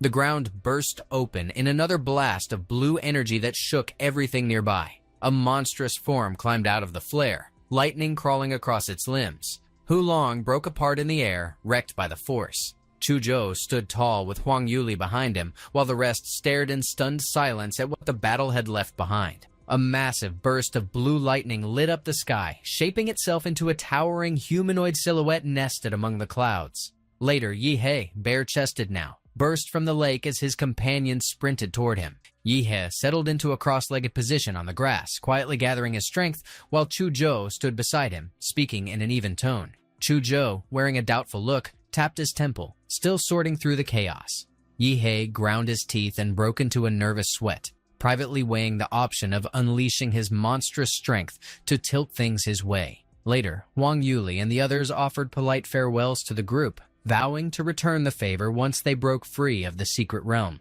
Yi-he and Chuzhou traded a knowing glance, both apparently in tune with the upcoming cheerful massacre moment. 3 days later, at the Redwood Mountain secret realm's edge, they stepped out of a glowing portal. They hit the ground hard. Yi-he mentioned the lack of alternatives while both of them stared upward in stunned disbelief. The area had transformed into a budding town packed with transport planes in mere days, the Xia country's infrastructure strength living up to its intimidating reputation. Later, the receptionist reminded him to handle things gently, pointing out that damage wouldn't help him. Yi-he apologized, burdened by the sheer number of items, explaining that unless he moved quickly, the appraisal wouldn't wrap up before noon, but the receptionist reassured him of their professionalism. Yi had nodded that it worked for him, and pulled something from a ring. He quietly ran through the count of the 5 oversized sacks. He mentioned the last one was finally out, and she silently questioned whether he came just to shift freight with that much bulk. She asked if he was actually done moving them, her face frozen in disbelief. Yi-he confirmed it, but urged her to pick up the pace on the calculations, since he still had plenty of spiritual medicine left to unload. A moment later, at the Spiritual Medicine Appraisal Center, someone confirmed the 7-star leaf had aged at least 300 years, emerged from some tucked-away spot, and usually evaded even seasoned herbalists. Several people clustered around a table stacked with colorful pieces, with one remarking the spiritual medicines would still fetch at least 30 million yuan despite low quality. Another wondering what kind of fortune led to stumbling upon a liu flower, since it played a key role in crafting a qi pill. Someone else noting how a few spiritual medicines always carried steep price tags due to rarity, and one person informing Lao Shu that whoever dug those up had real skill, not just dumb luck. Yi-he figured the green and white quality magic cores did nothing for him anymore, so he planned to liquidate the entire pile. The 5 blue monster cores scavenged from 3rd-level beasts during the beast tide, along with the green core streaked with gold from a 2nd-level king-grade demon ghost vine, stood out as his top haul. Later, he pocketed 27,507,000 and reported that the monster cores had already been traded, leaving the next step to find a buyer for the appraised spiritual medicine. Suddenly, a car pulled up beside him while he stood along the sidewalk. A man introduced himself as Li Yutian, the one running Pinghe Pharmacy, and explained that he'd heard Yi-he brought back a stash of spiritual medicines from the Redwood Mountain secret realm, so he offered to buy them at a rate above market value. Yi-he figured staff at the appraisal center had spilled his details, but brushed it off since he needed to offload the goods anyway, and now had someone ready to buy. As a car rolled away, Li Yutian reminded Yi-he to find him again if more spiritual medicines turned up. He received 7,450,064 and figured that no amount of cash stacked against boosting his power by 10%, realizing that personal strength always stood as the only thing that mattered, while the average genetic potions and the market's green and white monster cores barely made a dent. The template demanded far more than he did as its host, but he didn't hold the credentials needed to access premium materials like blood jade fruit or top-tier genetic potions. He suddenly recognized that there was another option. He mulled over martial arts, relying on the Demora template to take down Liu Qingju, and the rest during the college entrance examination, recognizing how far his ability still trailed behind true martial arts masters, settling on the need to secure stronger techniques. As he rushed ahead, he mentioned heading over to collect gold coins from Old Dung. Later, Yehe reached the principal's office at An City's #1 middle school, steam curled above a freshly poured cup of tea. The principal coughed and noted he hadn't expected Yehe to visit his old school, and Yehe waved off the formality, while the principal continued by pointing out that Yehe had ranked first in the college entrance examination, a benchmark for the school in the city. Yehe handed over a jar, explained it was medicinal wine from Li Yuxin of Pinghe Hall, offered as a nod to tradition and respect, and the principal praised him for honoring teachers and excelling both in conduct and academics. Yehe inquired if he had any contacts who could guide him in advanced martial arts, clarified that since college hadn't started yet, his only shot lay with a martial arts family, and the principal reasoned that since he'd already applied to Huadu University and would be accepted, he should stay patient. Still, Yehe pushed back, expressing a deep urge to grow, and the principal offered to connect him with someone, remarking that true educators adjust to individual needs instead of clinging to rigid methods. Yehe doubled down, claiming the rules didn't matter anymore, but people still did, and the education sector had gotten lucky with those willing to adapt, while the principal chuckled and repeated the praise without skipping a beat. The next day arrived at noon. The principal, over the phone, confirmed the arrangements were in place and gave him the green light, and Yehe expressed gratitude before asking which martial arts family had agreed. The principal gave the name, and Yehe, stunned, asked if the Liu family of An City truly intended to pass on their secrets. Later, on the outskirts of An City, a couple tore down the road on a speeding motorcycle. She remarked that he drove incredibly fast and looked ridiculously cool, and Brother Jia brushed it off, claiming he had something even cooler in store. But Yehe pointed out that speeding wasn't the time to lose focus and warned that reckless driving would leave his loved one sobbing. Brother Jia snapped back, calling him mentally unwell and saying he nearly gave him a heart attack, then demanded to know why he was racing on a busted shared bike. He clutched the motorcycle grip without loosening up. He declared that no matter what kind of status the guy had, he wasn't qualified to stand beside him, and she chimed in that Brother G was just too cool and way too manly. Yehe kept quiet, with a blank look. A sharp sound cut through as both of them stared ahead, eyes stretched wide and mouths hanging open. Yehe pedaled forward, tossing a casual goodbye at little Brother G. A blue streak surged ahead as he blasted past with a sonic boom tagging along. Brother Ga wondered when shared bikes got that fast, and she mentioned they were practically hitting airplane speed now. Later on, Yehe tilted his head up and muttered that this was exactly what he expected from a martial arts clan. He paused outside a massive estate and muttered that their home looked ridiculously grand. The life magnetic field registered several formidable presences. Liu Qingzhu stepped forward and unlatched the gate. She greeted him with a quick acknowledgement and called out to him. Yehe asked if she was really that unhappy about seeing him, but she doubled down with 2 quick denials. So he followed up by asking if that meant she was happy to see him, but she clarified that her mother sent her out and they should go see her now. She moved ahead as he trailed after her. Their figures showed up in the frame as they passed through the twin doors. Liu Qingzhu glanced upward and confirmed Yehe's arrival. A foot in a flashy high heel landed on the stairs. She welcomed Yehe with a steady step. She was Qin Lan, the Liu family's head, making her entrance down the staircase. Yehe's cheeks reddened and his eyes widened as he suddenly got it, pulling a mental reference to Prime Minister Cao Cao. After the end of examinations, Liu Qingzhu returned to the Liu family residence. She stood before her mother. She felt tense while attempting to open the conversation. Qin Lan remarked there was no need for tension. She had watched the live broadcast of the battle between her and the boy named Yehe, and she had performed well because his strength was such that even if he joined the Huadu College entrance examination, he would still emerge as a dark horse. So there was no need for self-blame. Liu Qingzhu kept her silence. Qinlan remarked that her younger brother possessed limited talent and could not inherit the Liu family. So in her generation, she was the only one able to shoulder the Liu family's responsibility. Yet she remained a girl, and she was also strikingly beautiful. With her father having passed away early, the Liu family lacked a master to support them, forcing the family to retreat to small An City. So if a powerful family sought to marry her, they would have no right to refuse.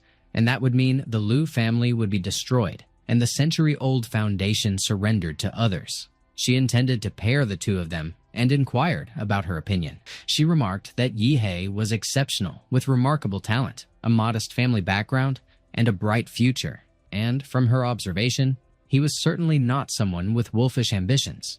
But she did not have to answer yet, and should first spend time with him. In the present, Qinlan welcomed Yihei to the Liu family, and he cleared his throat as he greeted her and mentioned it was a small gift for her. She remarked that she had heard from the principal of Nerva 1 Middle School that he wished to learn advanced martial arts, and when he confirmed it, she stated that Liu Qingzhu would show the way. He wondered why she agreed so easily. She stated that Liu Qingzhu would take him to the Liu family's martial arts pavilion, and since the martial arts there were not allowed to be taken outside, he had only 1 day to learn within it. There were 3 Xuanwu martial arts stored deep in the martial arts pavilion, and whether he could learn them depended on his ability. He acknowledged it and expressed thanks to the Liu family in advance. She considered whether he was thanking the Liu family instead of her personally, and she concluded that it seemed he meant to make a promise to the Liu family, which was very good because they would surely hold him to it in the future. He was a clever child, and the more she observed him, the more she liked him, while he wondered why her gaze on him felt strange. Moments later, Liu Qingzhu guided Yihei toward the martial arts pavilion. He queried why it seemed she was avoiding looking at him, and she denied it. He pressed whether it was true. She countered by asking why he was getting so close to her. Shortly after, they arrived before a huge stone door. She explained that it was made of huali stone, a rare stone excavated from the secret realm that could dissolve the attack power of the Xuanwu master level without breaking, and he inquired whether he could punch it. She replied that he could try, while inwardly noting how odd his mind was, and wondering why he was not showing awe toward the stone's qualities. He gathered energy into his fist, preparing to strike. She recognized the blue glowing punching technique again, which stirred unpleasant memories in her mind. He struck the door. It did not move in the slightest. He remarked on the strangeness, saying that upon contact it felt like punching the sea, sinking into mud, with more than 90% of his strength absorbed, and she told him they should proceed, as she would lead him to select the martial arts,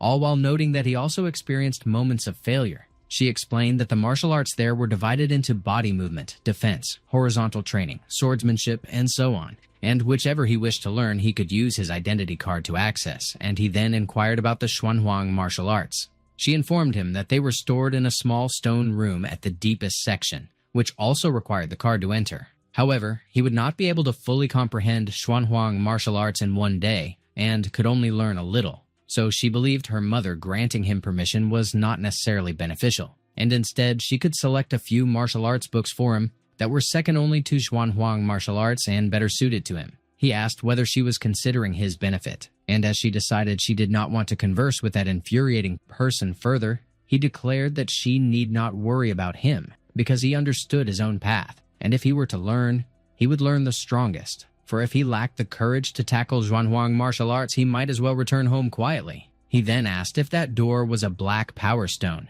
and she stated that the secret room holding Xuanhuang martial arts was naturally more secure, and that such a black-colored power stone was extremely rare. To collect enough for building that black power stone wall, they had been gathering them since her great-grandfather's era. The room became illuminated, revealing vaults inside. One bore the label, "The Devil in the Flesh." She explained that learning Xuanhuang martial arts was not a matter of viewing, but of sensing the martial rhyme left by its creator.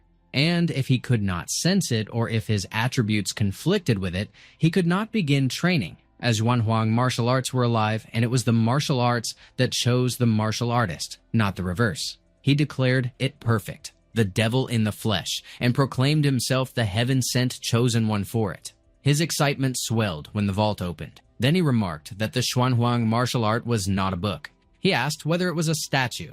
Yihei sat in front of a massive statue. He inquired if this counted as sensing the martial rhyme and if he had entered its world. He remembered how earlier he had brought up whether the Xuanhuang martial art was not a book but a statue, and Liu Qingzhu explained that they could be statues, paintings, or utensils, as anything could hold martial rhyme, making it one of the mysterious arts of martial masters. Only martial masters could condense martial rhyme and bind it to objects to pass on their mantle to later generations.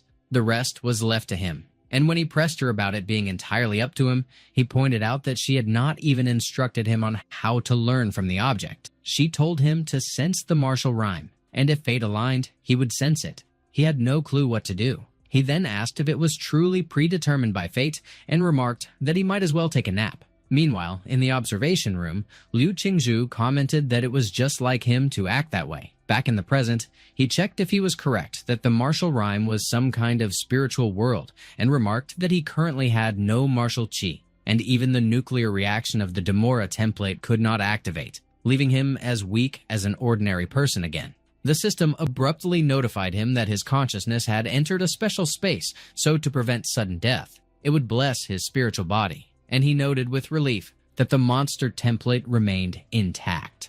The martial arts master declared that only a real man could inherit his martial arts, otherwise he would let them rot in the ground. The boy was to prove he was a man of iron. He recognized that the person looked identical to the statue. The master explained that when the thunderstorm came, hundreds of ghosts would roam at night, and he would guard the broken temple for him, warning that the angry-faced bodhisattva must not be defiled by evil ghosts.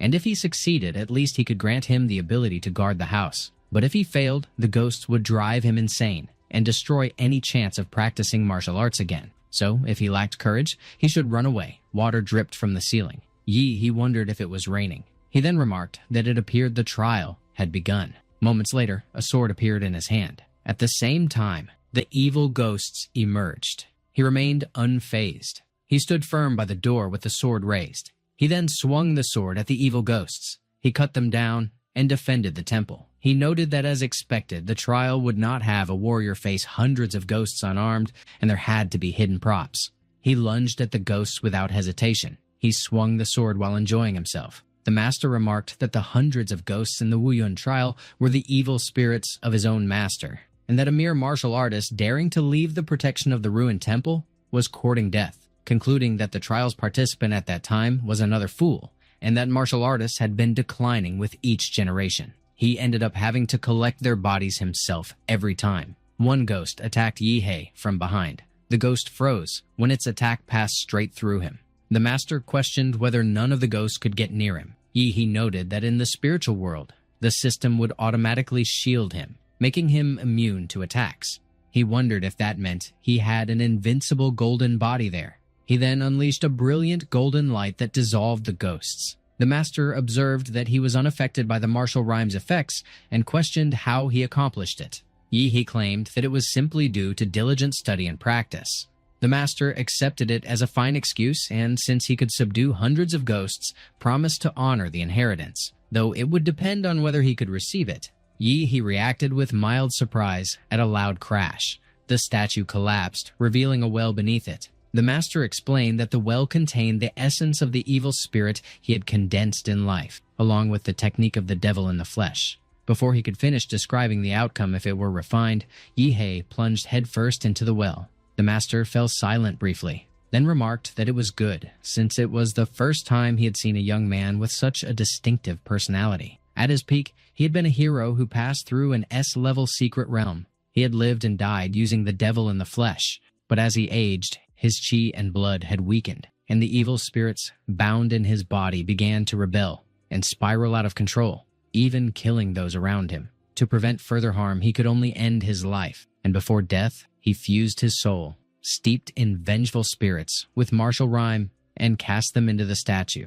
Although the evil spirits had faded somewhat in that martial rhyme world, they still exceeded what a mere martial artist could endure. So if he could suppress them, he would surely surpass the master on the path of the devil in the flesh. Meanwhile, Liu Qingzhu and Qin Lan monitored Yihei from inside the observation room. Liu Qingzhu grew tense. She addressed her mother and demanded to know what was happening. Qin Lan and Liu Qingzhu were in the observation room. Liu Qingzhu mentioned that when Yihei had just fallen asleep, he wore a smug smile, as if enjoying something pleasant in his dream, but now he was suddenly twitching and bleeding all over. Qin Lan explained that the third Xuanhuang martial art had been obtained by her grandfather by chance in his later years, and he had attempted to practice it before, but even with his grandmaster level, he was directly rejected by the martial arts in the statue, and sustained internal injuries.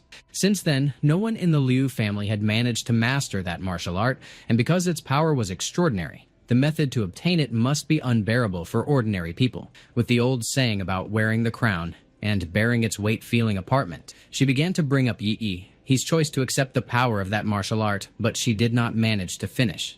He awoke and stretched with a huge yawn as if nothing had happened. Liu Qingzhu addressed her mother and remarked that Yi He's ordeal in learning that martial art did not seem as intense as her earlier description. Meanwhile, Yi He expressed thanks to Emperor Guangla for teaching him the martial art, and Emperor Guangla acknowledged him as the most talented person he had ever seen, suggesting he might uncover the truth of the secret realms, a task their predecessors had failed to accomplish, which he would now entrust to the younger generation. Yi He countered that the assessment was wrong and admitted to having cheated during the trial. The flesh and blood confined by the demon, the body resembling Shura, and despite no increase in his panel attributes, he had mastered the Xuanhuang martial arts, doubling his combat power at least. Abruptly, Qinlan inquired if he had learned it. He confirmed that he had. She pressed on, questioning how it was possible, and remarking that even with Liu Qingzhu's talent, mastering a Xuanhuang martial art would require a week without sleep in the martial rhyme,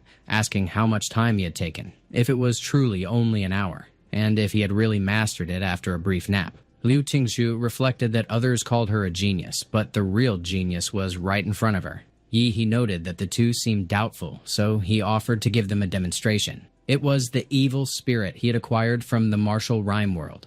If explained plainly, it functioned much like an enchantment in a game, capable of merging with martial energy to enhance its lethality. Liu Qingzhu sensed the strength of its aftershock and believed she heard a ghost-like howl, wondering if that was the evil spirit he referred to. Qinlan found herself in awe of Yi He. He noticed her daughter remained at her side, and pondered if she could restrain herself a bit more, since he had no desire to be addressed as Prime Minister. Liu Qingzhu then brought up that since he had already mastered one Xuanhuang martial art, she asked if he wanted to learn the other two, given that he still had the entire day left to train. Qinlan considered whether her daughter was truly foolish or merely pretending, since she had claimed she did not want to be with Yi He, yet was now offering their entire fortune to him, reasoning that while she might be investing in him and preparing to take him as a son-in-law, handing over all the Liu family's assets was too much.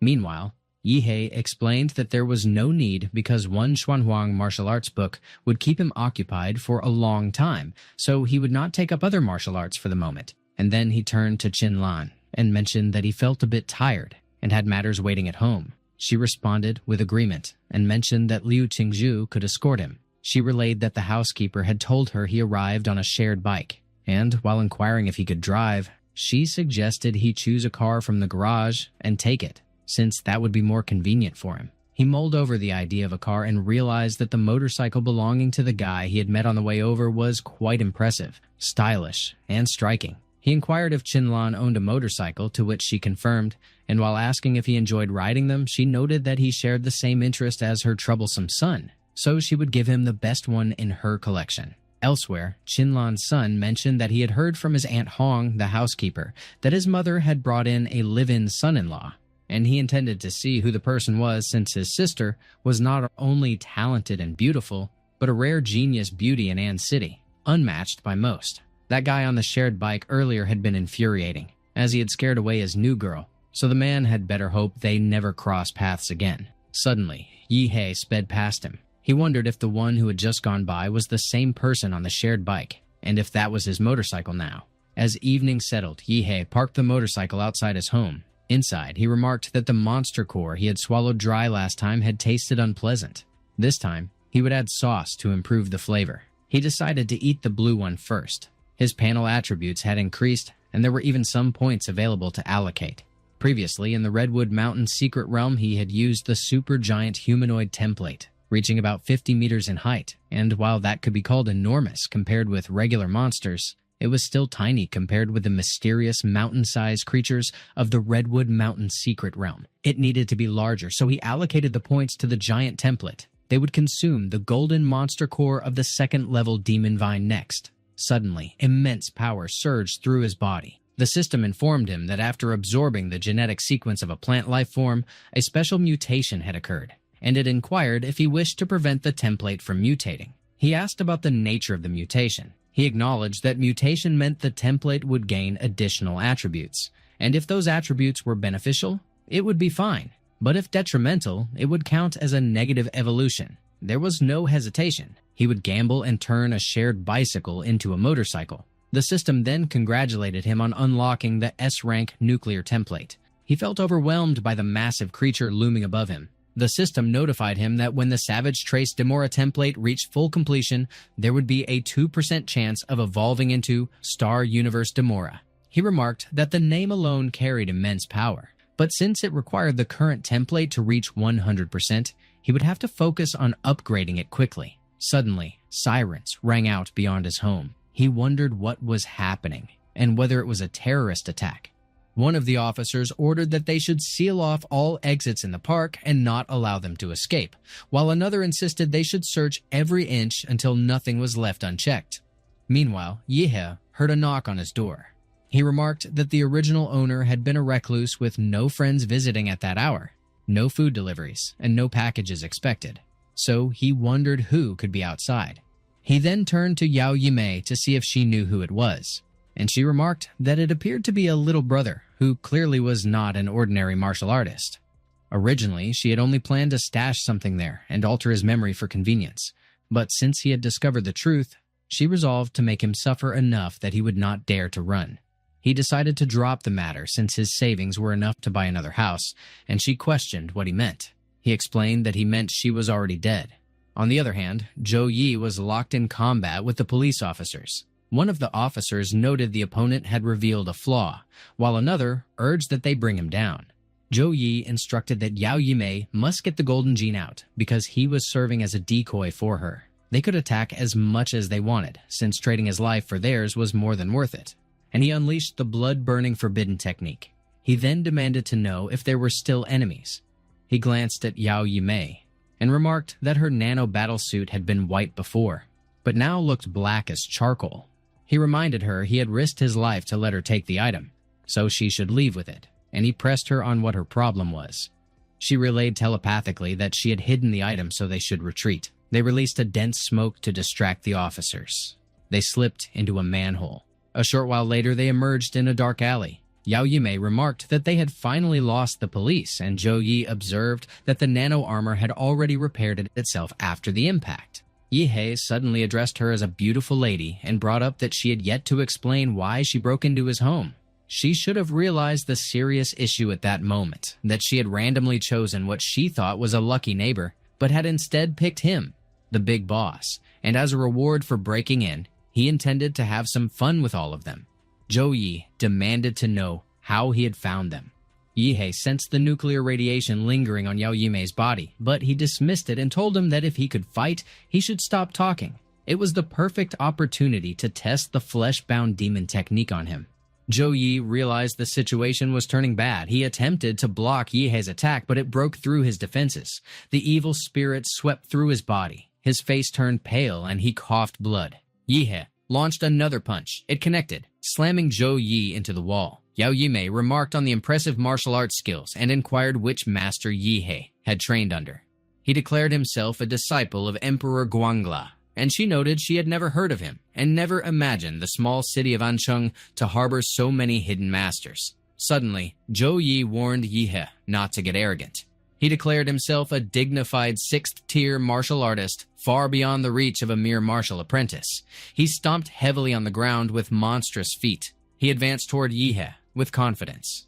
Yihe responded that he liked it more.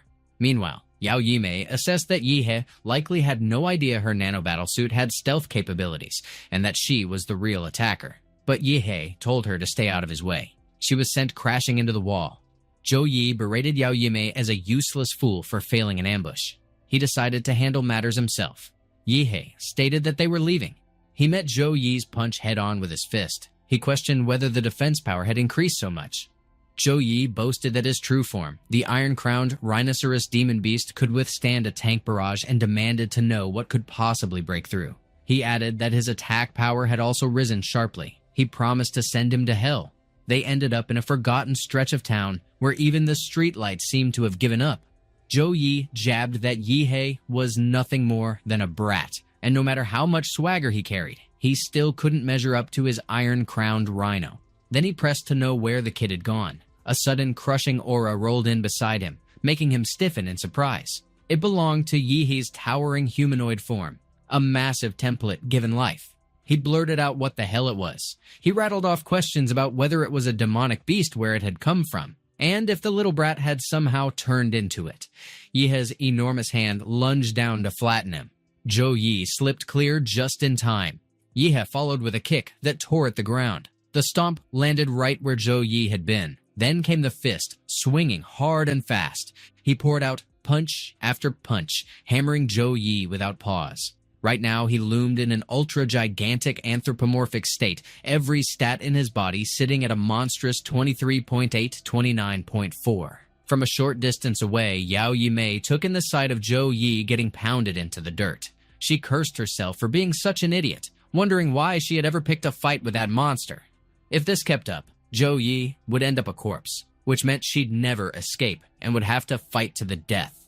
Moments later, she perched atop a building near Yihe's position. She dove off, launching herself straight toward him. She noted it was a molecular line drawn from nano armor, sharp enough to slice through high-grade alloys. Even with a giant's frame born of some genetic trick, he still carried human weak points. Her strike hit clean, the molecular line severing his head. The severed head landed at her feet as she straightened. She asked if she'd actually done it. To her shock, the head's mouth opened, spewing a surge of violent energy. She spat that he was a monster.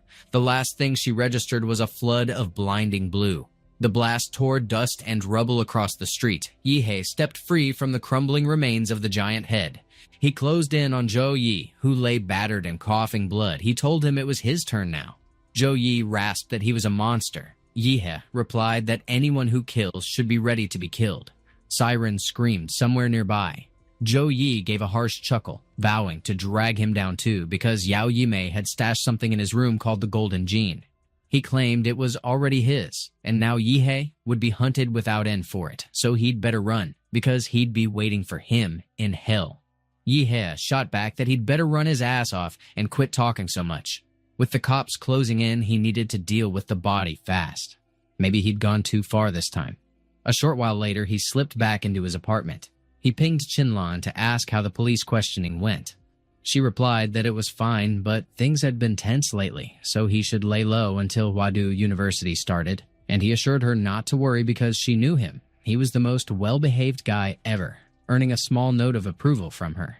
He remarked it was a good thing he had warned her first. Otherwise, after unleashing a signature-level nuclear blast, the cops wouldn't have ignored him so easily.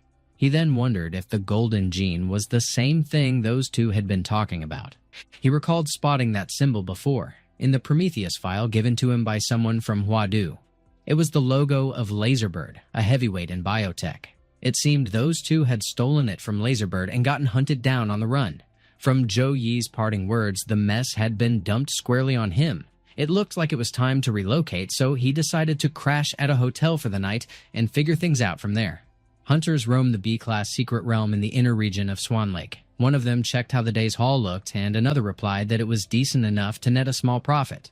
Without warning, she turned toward their captain, urging him to look because something was off. The horizon ahead bled red under the crush of monsters surging toward them with savage momentum. A massive, mountain-crushing python bellowed and hurled itself into the water, with countless others plunging in after. Perched atop the python's back stood a throne. Seated there was the 5th-tier sovereign-class beast, the blood-eyed black ape. Someone urged they contact the military at once to report a sovereign-class beast leading a massive tide, while another muttered that N-City would never withstand it without grandmasters and senior grandmasters on the field, cursing at how high-tier monsters almost never left their own turf and demanding to know why this one had pushed into a low-tier zone. The Sin Wolf lounged on its throne even as the tide moved. Its eyes snapped open without warning. Beneath it, the mountain-crushing python unleashed a crushing sound wave. The contact relayed the emergency to the military, stressing the sovereign-class appearance at Swan Lake and the spreading tide. He called for reinforcements, but his second attempt to transmit cut short. The military confirmed the sovereign incursion and ordered an immediate response. Meanwhile, the Sin Wolf rose from its throne. It commanded them to move at full speed. The tide shifted toward the secret realm's entrance. In the city, word spread that a massive beast tide was surging out of the Swan Lake realm toward N-City. Arrival was pegged at 20 minutes, and the military rushed to the front lines. The call went out for all martial artists in N-City to rally. Every available fighter pushed to the front. At the train station, the officer in charge urged citizens to keep calm and hold order.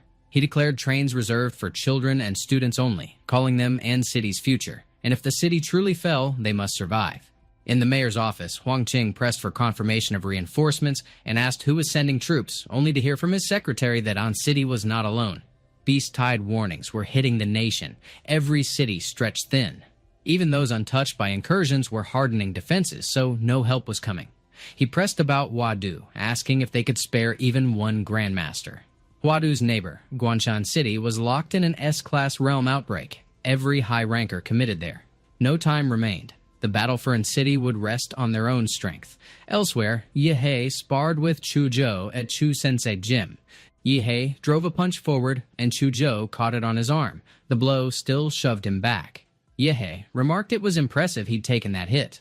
Chu Zhou pressed him on when he'd picked up Black Tortoise style, and Yihei admitted to starting a month back, still rough, before challenging whether Chu Zhou had actually grown weaker in just that time. Chu Zhou countered that he hadn't gotten weaker. Yihei had gotten freakishly strong. An City's beast tide alarm cut into the air. A broadcast prioritized boarding for An City's university prep students, directing them to the airport for flights B521 and D753, or to An City Rail for train A423 to evacuate now. And Yihei asked if Chu Zhou wasn't considering leaving. Chu Zhou turned it on him, saying with his talent he should run. Yihei dismissed the talk, tossing back a jab about when Chu Zhou had turned sentimental, and finished that if they were both staying, there was only one thing left: fight. Meanwhile, Liu Qingzhu stood in the Liu mansion declaring she would join the defense, but Qinlan cut in to ask what her odds were of surviving, pointing out the city's 30,000 martial artists barely grew to 50,000, even with retirees and volunteers, and against a tide that size, they were boats in a tsunami, ready to be swallowed whole. With a sovereign-class beast in play, An City had no hope. Only grandmasters could match one, and her life was not hers alone. It belonged to the family. Liu Qingzhu had no words. She finally declared that a martial family unwilling to fight monsters deserved extinction. She stormed out, slamming the door. Qinlan turned to Aunt Hong and ordered preparations to leave An City, and Aunt Hong asked about the boy, Yihe. Qinlan told her to send him a message and leave the decision to him. The martial artists had gathered in the Swan Lake secret realm. Old Zhang prodded Old Chen about showing up at 60 instead of getting his granddaughter to safety, and Old Chen barked for him to piss off, snapping that if a cripple like him could come, then a man with all his limbs had no excuse. Old Zhang muttered that he still couldn't believe they were here again after 20 years, facing another beast tide side by side, and Old Chen agreed, pointing out it had been that long since the last one took his leg.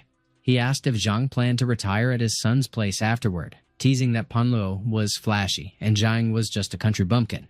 But Old Zhang replied that he'd rather stay in An City, share a chessboard with him, and die where he'd been born. The martial artist surged forward into the beast wave. At the Swan Lake secret realm entrance, Huang Qing reminded the troops they were An City's final line of defense, so they had to stay sharp and let nothing through, and they acknowledged in unison. He laid out that 60% of An City's military and all warrior-ranked martial artists and above were already inside. They were the vanguard with one mission: gather intel on the beast tide, especially the Lord-class and Sovereign-class monsters, and survive to report back.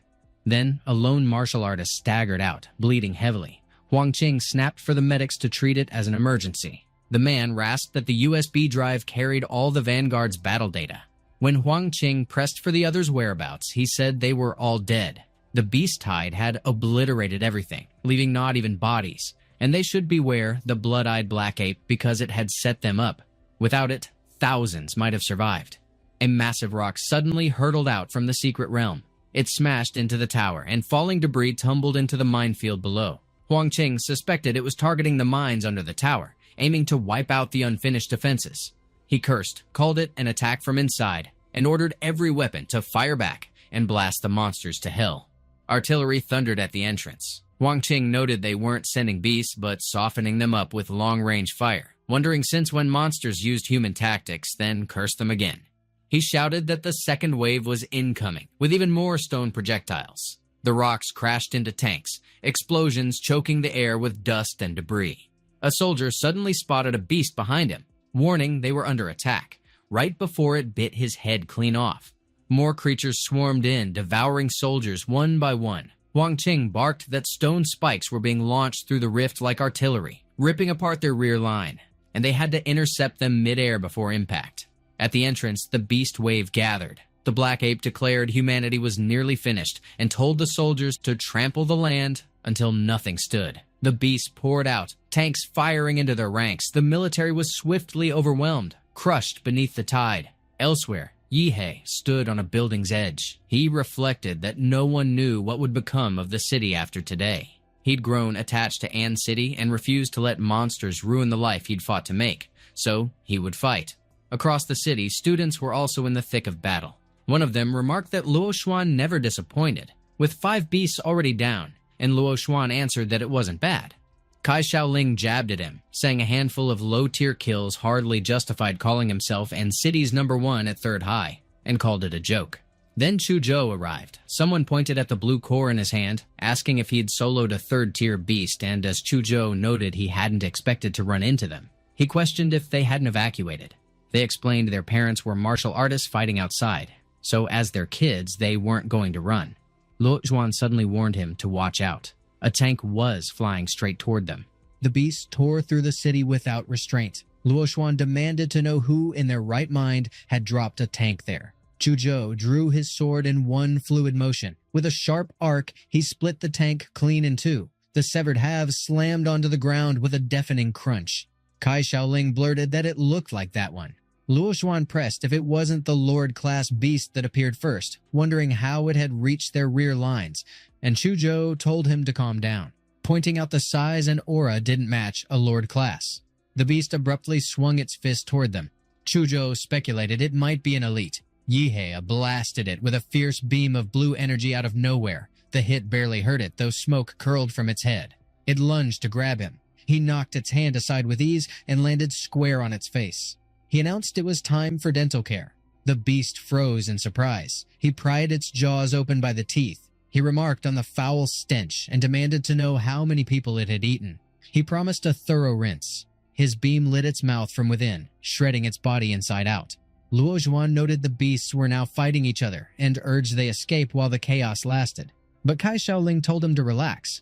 It was Yihei, prompting Luo Xuan to ask if that little beast was really him. Chu Zhou confirmed, adding that with him here, An City might actually survive. Yihei called out that Chu Zhou could handle this zone, while he reinforced the other fronts. He shot upward instantly. From high above, he scanned the city. He searched for the largest beast concentrations and decided he had found them. Meanwhile, soldiers emptied their guns into a beast. One shouted that firearms were worthless against that thing and urged using bayonets.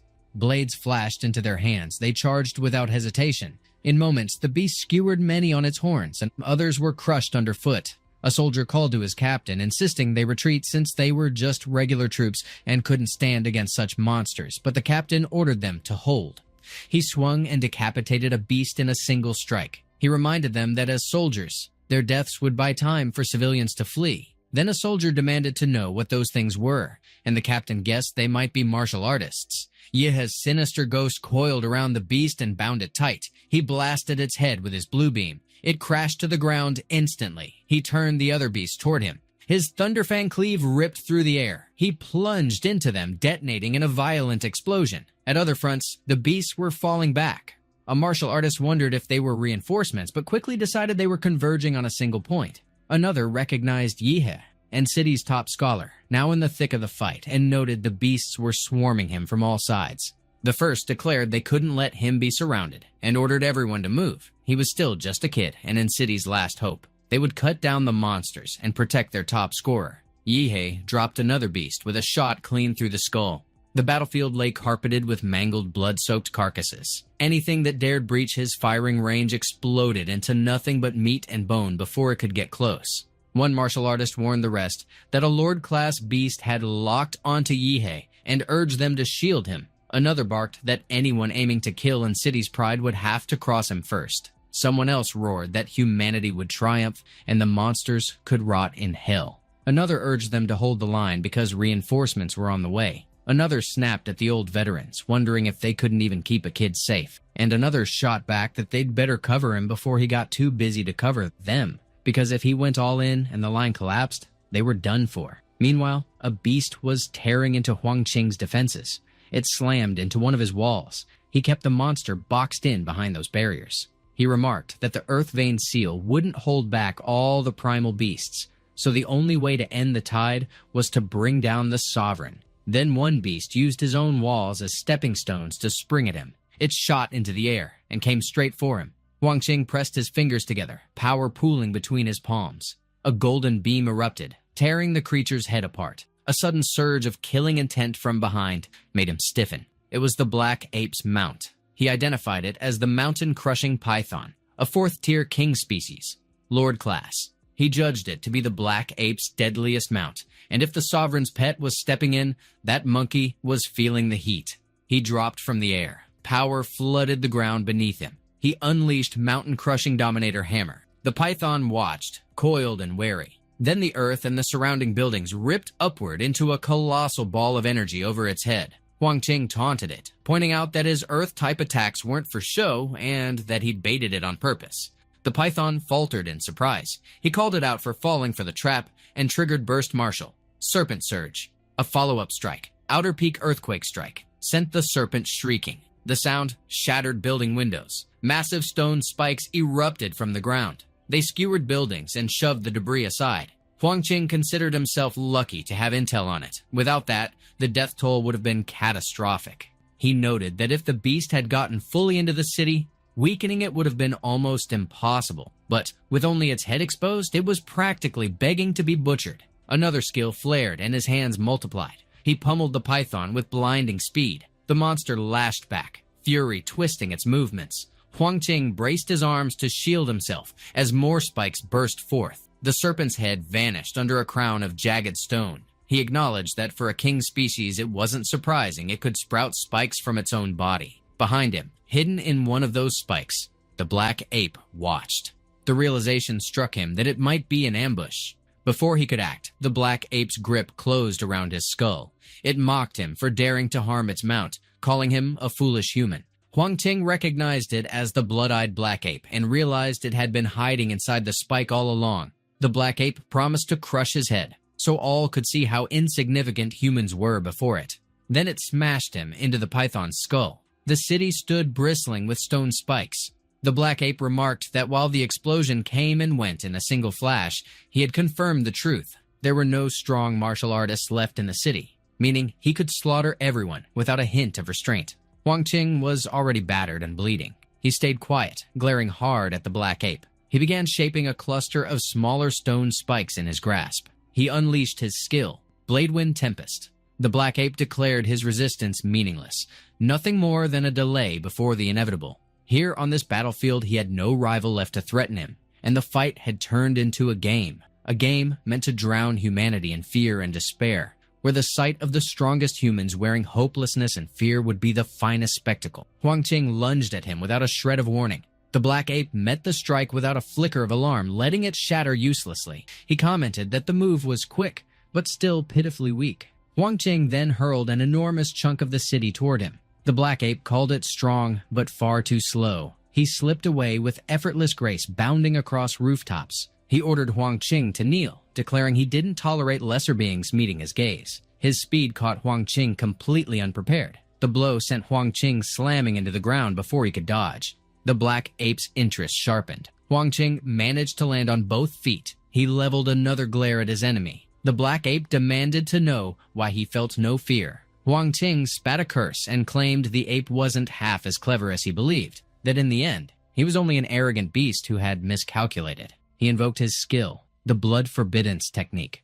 The black ape wondered aloud if he had been drawn into some hidden formation. Huang Qing answered with another skill, Earth Vein Seal. The black ape mocked him, asking if he thought burying him underground was enough, calling him naive. He warned that no seal would last, and the moment it weakened, he would rip apart every human he found. Huang Qing scoffed, claiming it was no mere backup plan. It was a hymn to humanity, to courage. He drove his hand into his own chest. The black ape demanded to know what he was doing. Huang Qing explained that at the very start of the war, he had buried N-City's sole strategic nuclear warhead beneath this battlefield, with the trigger lodged inside his heart, so that if his heart stopped, the warhead would detonate. The black ape accused him of bluffing, asking who would gamble their life on such madness and whether he thought he'd fall for it. Huang Qing declared he never intended to leave alive anyway because he was Huang Qing, mayor of An City. He remembered his inauguration when he swore to give everything, his duty, his body, and his life, for An City and its people. Back in the fight, he remarked that perhaps he had finally done enough. The nuclear warhead armed itself. Huang Qing accepted his fate as it detonated. A massive explosion roared to life. A mushroom cloud rose high into the sky. Far away, the captain received a message that a colossal mushroom cloud had climbed from the earth like a gravestone. Tears ran down his cheeks. He and the soldiers raised their salutes. Chu Zhou and the students lowered their heads in solemn respect. Every martial artist who had made it out in time stood in silent reverence. It was a funeral, etched for the legends. A gaping wound scarred the city where the explosion had torn through. The black ape's skeleton still lay there, grim and unyielding. Without warning, the core in his chest flared alive. It tore free from his body, unleashing a surge of raw power. That surge wrapped him, stitching flesh back over bone. The process was blisteringly fast. It reached his skull in moments. Eyes formed in his sockets once more. He remarked that it was absurd to think a lowly human had nearly ended him. He vowed to butcher every last soul in the city, dragging out their deaths in the most hideous ways imaginable. For now, he resolved to retreat to Sin Domain, rebuild his blood and chi, and then erase this place from existence.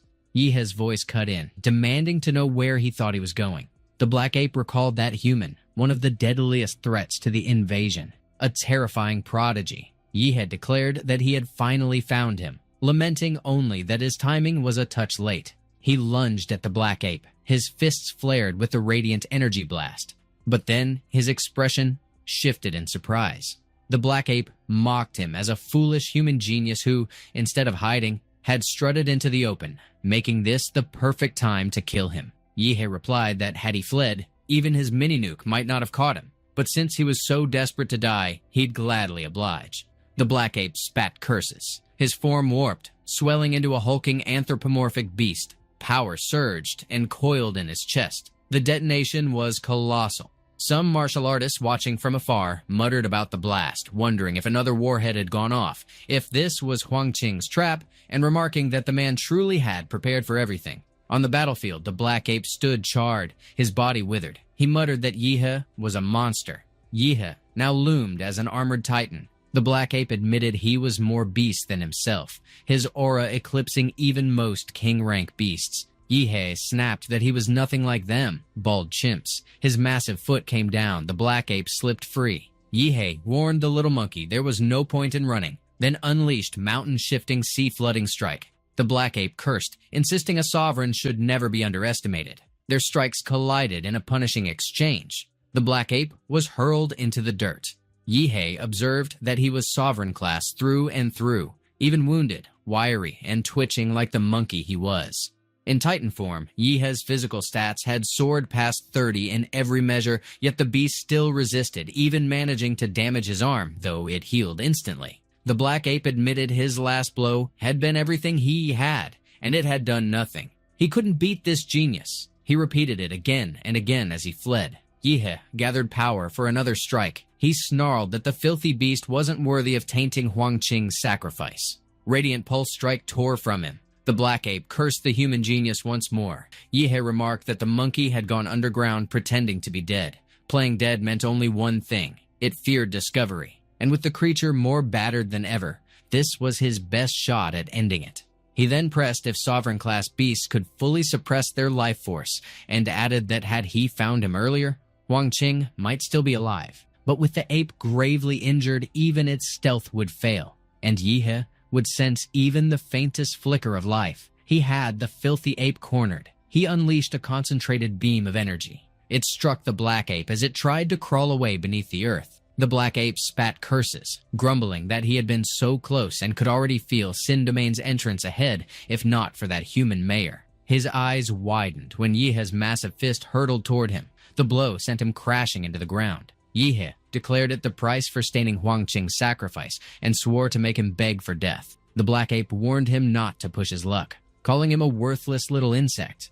He vowed to burn the last of his core's power and drag Yihe to hell with him. One of his arms regenerated fully. He promised Yihe's death. Yihei clenched his fist. He met the Black Ape's punch head-on. The collision shattered the Titan's arm entirely. Blood sprayed from the wound. The Black Ape groaned in pain. Yihei pressed if that was a suicidal strike. He told him he had nothing left, so he was finished. But a dreadful melody abruptly reached his ears, and he clutched his head, muttering about his spinning thoughts and demanding if this was a mental attack. He pressed if another beast was involved. Suddenly, countless hands flooded the battlefield. Yihei warned him not to even think about escaping. But then he demanded to know if those hands were sprouting from his joints. He gritted that his joints were jammed and he couldn't move. He then challenged if the ape truly believed that would stop him. Heat built inside him until it hit 1,000 degrees. The hands burned away. He barked that they should taste fire hotter than 1,000 degrees and unleashed his skill, Wicker Flame Howl. Meanwhile, the Black Ape muttered that he was almost at the entrance. Shock crossed his face when Yihei came into view. He was wreathed in fire and charging straight at him. The Black Ape urged his unseen allies to hurry, snarling that the little pest was closing in and literally ablaze, so they needed to run. More hands erupted without warning. The face behind the melody revealed itself.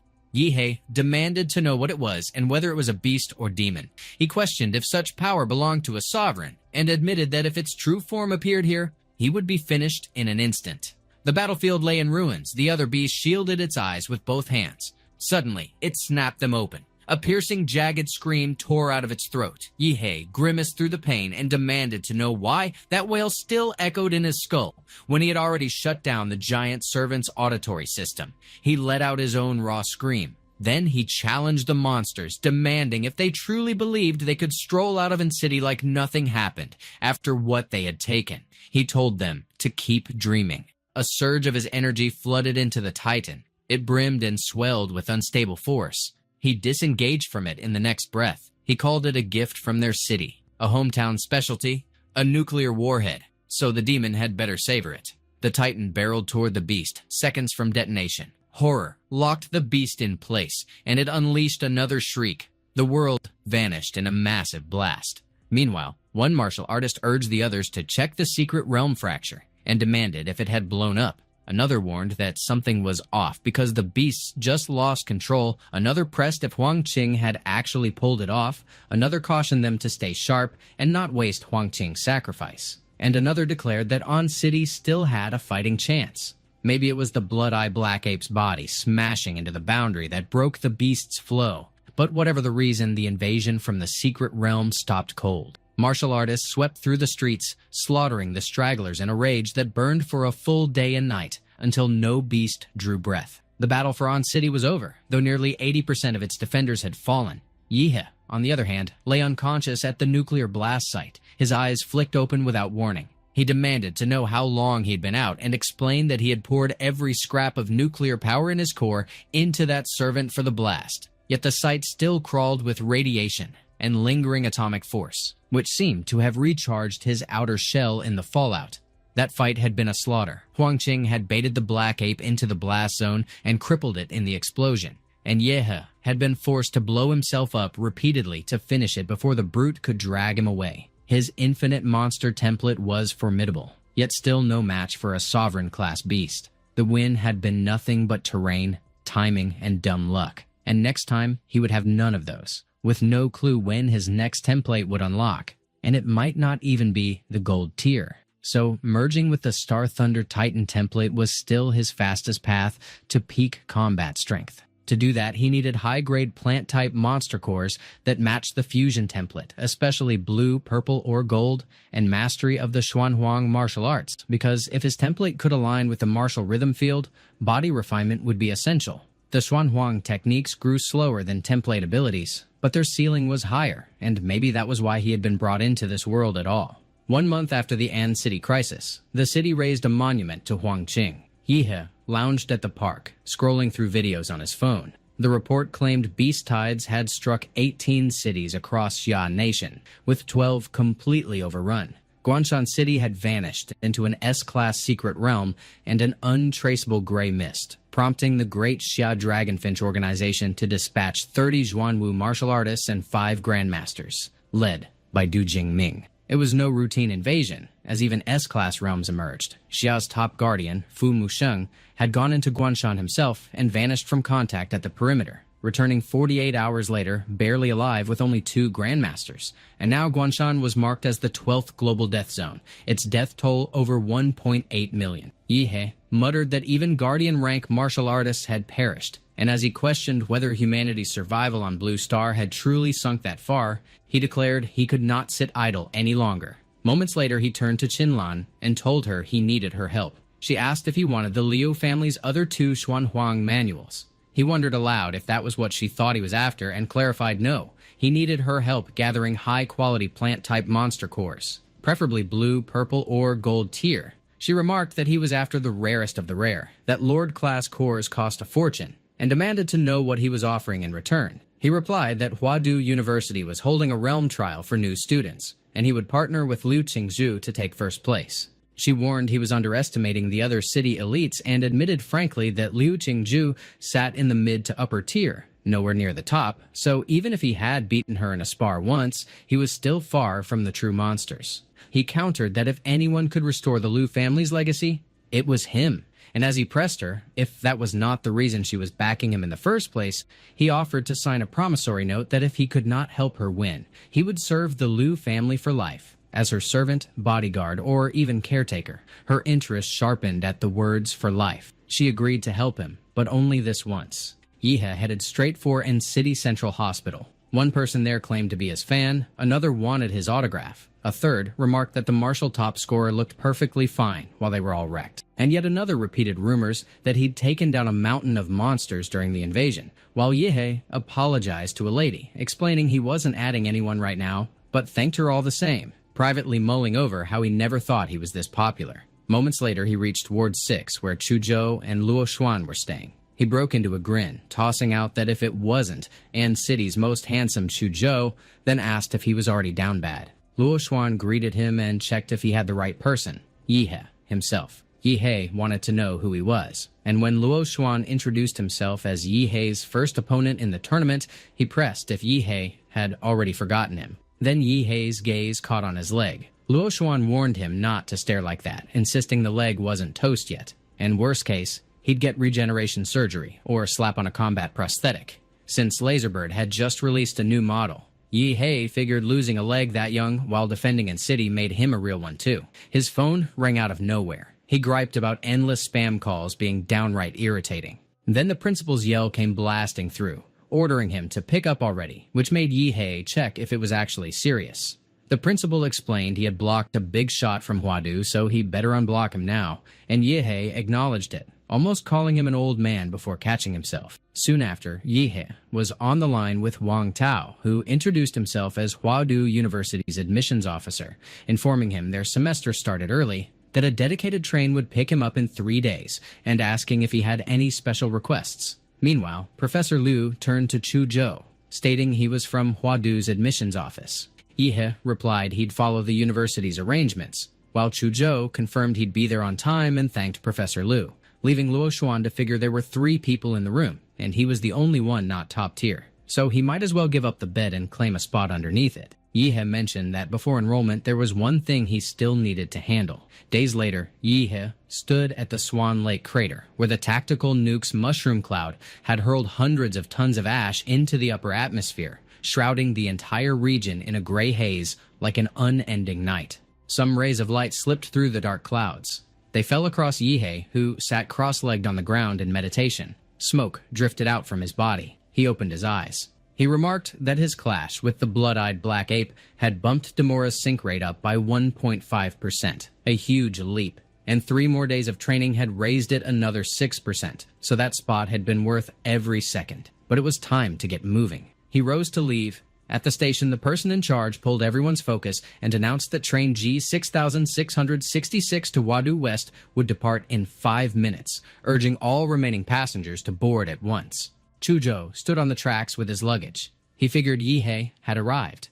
A bright streak cut through the sky. Yihe landed on the tracks beside Chuzhou. He mentioned he'd made it just in time. One passenger wondered aloud if that was Yihe, Another swore they'd assumed a high-tier beast had shown up from that pressure, and someone else pointed out it wasn't Blood Flame Aura, but something far beyond elite warriors, so it could only be in City's pride. Chuzhou observed that Yihei had gotten stronger again. Yihei stated he was finally leaving In City behind, his first stop since transmigrating, the place where it all began. He gave his farewell to An City. His sights were set on Huadu. Moments later, they were aboard the train in motion. Chuzhou told Yihei not to make everything so intense.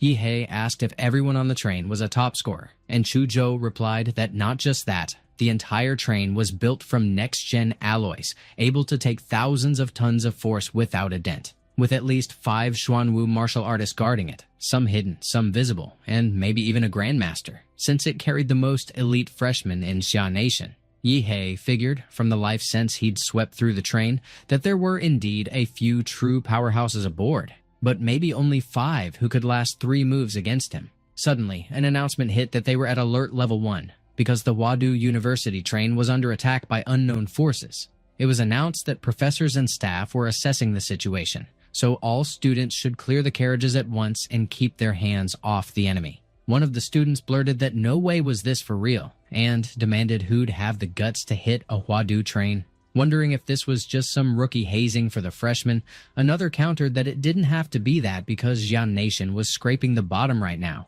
With their top national rank martial artist in closed recovery, one of the 3 grandmasters, Du Jingming, gone missing, and a handful of grandmasters and Xuanwu class fighters wiped out during the beast tides in Guanshan and other cities. Another remarked that it tracked for old enemies and foreign powers to start poking around, and another tossed out if they should just ditch. Meanwhile, Chuzhou tossed Yihei a question on what he thought. And when Yihei pushed if he was serious, he replied that he'd been grinding non-stop for days and was going to crash for a bit to recharge. But then he got to his feet. He remarked that whatever, they should just go see for themselves. The train kept rattling forward while they made their way toward the front carriages. Out of nowhere, Yihei called for Zhou Jingxian to hold up and pressed him on what was happening ahead. Zhou Jingxian relayed that the first 3 carriages were already overrun and the enemy was working some kind of dimensional field, pulling people into a sealed-off space so the fights wouldn't spill out. And inside, something nasty was hunting everyone down the Xuanwu instructors posted there. Most were already gone and they'd gambled everything to shove him out so he could warn them, and it was no drill. The carriage buzzed with murmurs. Yan Zhengxiong then pressed him for proof, and remarked that if the front was such a death zone, he'd better show them. He pushed on where the teacher's seal was, if any other survivors were around, and why only he made it back. And he tossed in that he had a friend up front who was strong enough to rank first among new students, so there was no way he'd be alive and his friend wouldn't. One of the students remarked that it made sense. Another agreed he had a point, and Yan Zhengxiong declared that he should move because he was heading up front. He slid past Zhou Jingxian in a hurry. Zhou Jingxian urged them to wait, and he insisted he wasn't lying, and it was suicide to go in there, demanding why they wouldn't take his word, and saying they were charging straight into a meat grinder. All of a sudden he asked if he was right in thinking that he was Yihei. Yihei caught that life sense was pinging some odd emotional spike from him, and when he confirmed it, he pressed him on how he knew. Zhou Jingxian explained that a girl named Liu Qingzhu had shown him his photo, told him to find him, and told him whatever he did, not to go forward. Yihei pressed if she'd actually told him that. Zhou Jingxian confirmed she had, and that she'd taken a blade for him and gotten seriously hurt while covering his retreat. Everyone else might be barreling toward their deaths, but he swore to carry out her last wish to keep him breathing. Yihei cursed and snapped that she wasn't even dead yet, and he was already handing out her last words. Chuzhou checked if he was going, and he confirmed without hesitation because he'd given her family his word. Zhou Jingxian retorted there was no chance and he wouldn't let him through, and Yihei barked at him on how he'd even gotten into Huadu with that pathetic mindset. He then shifted toward Chuzhou. Zhou Jingxian insisted he was trying to save him, and when he demanded why they were all so hard-headed, he scoffed about them just jumping into brawls and questioned how Liu Qingzhu, who was a graceful girl, could possibly know 2 street punks like that. Yihei cut him off and said enough talking. Zhou Jingxian scoffed that with that power, he wasn't even in his league, and Yihei told him to pop that blood chi pill because he needed it more, and time was running out. He turned back to Chuzhou and said they should move, and Zhou Jingxian repeated that they shouldn't because it wasn't safe. A short while later, they reached carriage 3. Yihe remarked that this must be the doorway to the dimensional space Zhou Jingxian had mentioned. They should chuck something in first as a test. He hurled a suitcase into the portal. He noted that there was nothing. No sound, no feedback, and even life sense came up empty inside. But plenty of freshmen had gone that way, so they had to already be in. He remarked that it was interesting, so they should head in. He blinked slowly open after crossing the portal. He grumbled about his head and demanded who was running the show there. He remarked that it was odd because they'd gone in together, but Chuzhou had vanished. There was a light ahead, so they should move toward it. A few beats later, Yihe demanded what in the hell this place was. He noted that life sense was gone and questioned if it was being blocked. He figured he should stick to what worked. He then landed on the rooftop of a tall building. He barked that they should quit hiding and playing games. They should blow up right now. Yihe unleashed a massive explosion. One of the students blurted out a question about what that blast even was. Another chimed in, wondering what kind of circus act they were witnessing. A third cursed, demanding to know which powerhouse was showing off like that and griped that it was way over the top. Meanwhile, Chuzhou charged straight toward the explosion, already certain it was Yihe. Liu Qingzhu, leaning against a wall, spotted the blast outside. She identified Yihe and told him not to come. Yihe remarked that it looked like his arrival had caught more than just his classmates' and teammates' attention. The enemy had clearly noticed too. A man in a pig mask closed in from behind. Yihe demanded to know what was with the pig mask, accusing him of looking shady as hell already. Then cursed and called him a faker, insisting they rip that ugly thing off his head. The pig drove his blade forward. It pierced Yi's torso. Yet Yihe blew his head clean off. The pig remained unharmed. Yihe wondered if the guy had taken his nuclear fist head-on without even flinching. The pig tried to yank the blade free, but it was stuck. He tensed in alarm. Yihe pressed if he hadn't expected him to heal so fast, pointing out that his muscles alone could jam the blade. His strength was nothing special, but that blade was, cutting through his defense like paper. And Yihe demanded to know what kind of freak he really was. He said he should get a closer look. The idiot deserved to eat his spit. He was a simple man, and since he'd said he would rip that thing off, he meant to rip it off. Suddenly, he caught on that there was something inside the mask.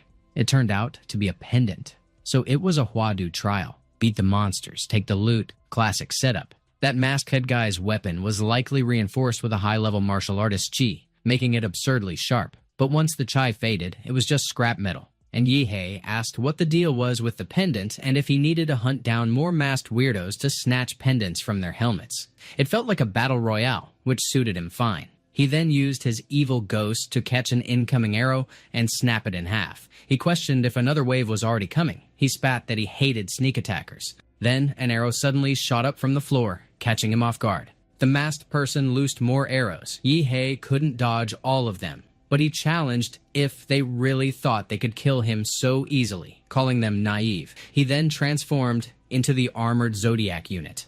The masked person's alarm spiked as Yihe's punch came barreling in. The blow tore through every floor of the building until the person crashed to the ground. Somewhere else, a student exclaimed that the entire building had been leveled. Back at the fight, Yihe said whoever had almost skewered him earlier, he was about to see their real face. It turned out to be a rabbit mask. So it really was Zodiac-themed. The rabbit dug his feet into the ground for momentum. He lunged straight at Yihe. Yihe aimed a kick, but the rabbit twisted effortlessly in midair to evade. Yihe scoffed that they had to be kidding him and asked if the rabbit knew kung fu too. Then his eyes widened as a massive spear came for him. Chuzhou suddenly unleashed his ice wall. The buildings around them buckled and came crashing down. The rabbit stood trapped inside a towering wall of ice.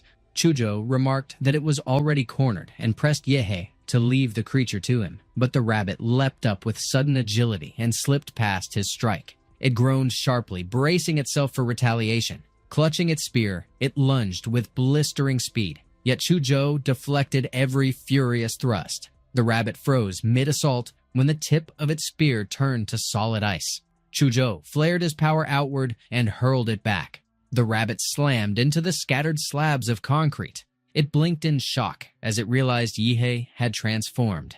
Yihe's massive hand hovered threateningly above it. He declared with a mocking grin that he had finally caught the little cutie. Then he unleashed a devastating torrent of energy. Meanwhile, one of the students pressed his companion about why it had suddenly gone quiet there, and he muttered that she better not be telling him the guy who made that flashy entrance was already gone. And she answered bluntly that he probably was, since 10 of them together couldn't leave a scratch on those masked freaks whose weapons sliced through anything, leaving them hopelessly outmatched at this point. She scoffed that the fool who came blazing in with the light beams was just some clueless bumpkin from nowhere who lucked his way into Hoodie. She continued that the gap between top scorers from the big cities and small-town nobodies was staggering, and she'd heard that Yan Zhengxiong and Ouyangze from Modu, Lan Yusi from Chengdu, and Xin Chen from Liuli Island had already started hunting masked ones, though she had no clue how they even managed it. The guy pressed if they were really that strong and remarked that he figured this year's freshman champion would definitely be one of them. But she countered flatly that it wouldn't, because the top student always came from Huadu. And up against those Huadu monsters, the rest of Xi'an Nation's students stood no chance, since the martial resources they grew up with weren't even in the same league. Both of them jolted when Yi He suddenly fired off another overwhelming beam. The guy blurted out whether that outrageous blast earlier was some kind of railgun, and as the girl snapped at him not to be stupid, she shot back, demanding how in the world a railgun would show up there. Meanwhile, Yan Zhengxiong and his crew also caught sight of that blazing beam punching through the sky. Yan Zhengxiong pressed Ouyangze for his opinion on it. Ouyangze remarked that the style of the strike didn't match the masked ones at all, so in his eyes it was probably the handiwork of some freshman. Yan Zhengxiong pressed again, wondering if it truly was a freshman, then added that aside from the Huadu elites, nobody else should have that kind of firepower. But either way, they needed to go check it out. Ouyangze reminded him that between the two of them, they had already secured the rat, dog, monkey, and horse pendants. He pointed out that Lan Yusi from Chengdu likely carried the goat pendant. He noted that Xin Chen from Liuli Island probably held the snake pendant, while the rookie Lu Qingzhu apparently wiped out the minotaur and swiped the ox pendant. If the masked ones really did follow the zodiac cycle, that meant only 5 were left: pig, rabbit, rooster, tiger, and dragon. And when it came to the dragon, both of them knew that was basically a death sentence encounter. A boss you only fled from, never fought. As for the rest, whoever unleashed that blue beam clearly had at least a handful of pendants, and Xin Chen and Lan Yusi were bound to be pulled into that mess too, meaning the game was hitting its final stage. If victory was the goal, then they would need to rip those pendants right out of others' hands. Meanwhile, Yi He was clutching the pig pendant. Chuzhou pressed him on what it was, and Yi He revealed that before Chuzhou even arrived, he had already dropped a masked fighter with a pig mask, pried the boar pendant from his helmet, and guessed that this whole trial boiled down to collecting every zodiac pendant hidden in their heads. Chuzhou pressed him again, asking if they were actively hunting masked ones. Yi He confirmed without hesitation, adding that back on the rooftop someone had tried to take a sneaky shot at him. It was probably another masked fighter, one who slipped away during the confusion. But since his arrow grazed that foe, he could still trace him, and Chuzhou urged that they move out. A few moments later, they arrived at a site littered with the wreckage of a recent clash. Yi He pointed out the battle traces, noting someone had beaten them to it. Those burn marks still gave off heat, meaning their target was close. All at once, Chuzhou caught the presence lurking nearby. Without delay, he channeled his ice skill through his sword. The strike landed on Lan Yusi, who had been lurking just ahead. She clicked her tongue in annoyance and demanded to know how her optical stealth had been pierced through. Chuzhou pressed if Lan Yusi was lurking nearby and plotting something shady. Out of nowhere, Xin Chen remarked that she should shift aside. Then he unleashed his skill, Gene Art, Flame Demon Physique. Right after, he triggered his move, Demon Pendant Strike. He mocked Lan Yusi, asking if she was exposed and scoffing that her optical stealth felt flimsy, and she snapped back that he should just keep his nose out of her business. Yi He pressed them both on whether they were lying in ambush, and Lan Yusi countered that he was getting the wrong picture because they had just dropped a guy in a chicken mask and were hiding out to bait the rest of the masked crew.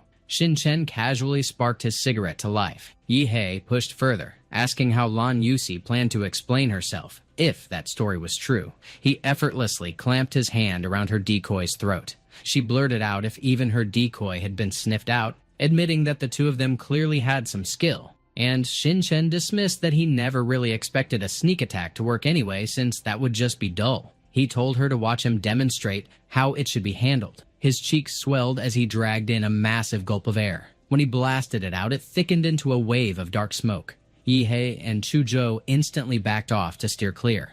Lan Yusi barked that they shouldn't even dream of running. She cast her skill, Wind Rise. She whipped the smoke and hurled it across the whole area. Shin Chen declared that he was far from finished, and now it was time to push the fire higher. He spewed a scorching beam that torched the battlefield in raging flames. He jeered that it made no difference if they had the power, because they still couldn't bring him down, and they should see if the dumbass still had the nerve to grin after that. Yihei suddenly clapped his hands together with a sharp snap. With that one casual move, the dense smoke choking the area immediately vanished into nothing. Shin Chen pressed if he seriously just clapped and blasted away his entire flame cloud. As he demanded to know what kind of monstrous physical strength could pull that off, Yihei unleashed his skill, mountain blocking fist. He slammed a punch right into his face and launched him through the air with a bloody trail behind. The impact hurled him far, and he crashed onto the ground, rolling over and over. Lan Yusi mulled that none of them had stepped into the true martial artist rank yet,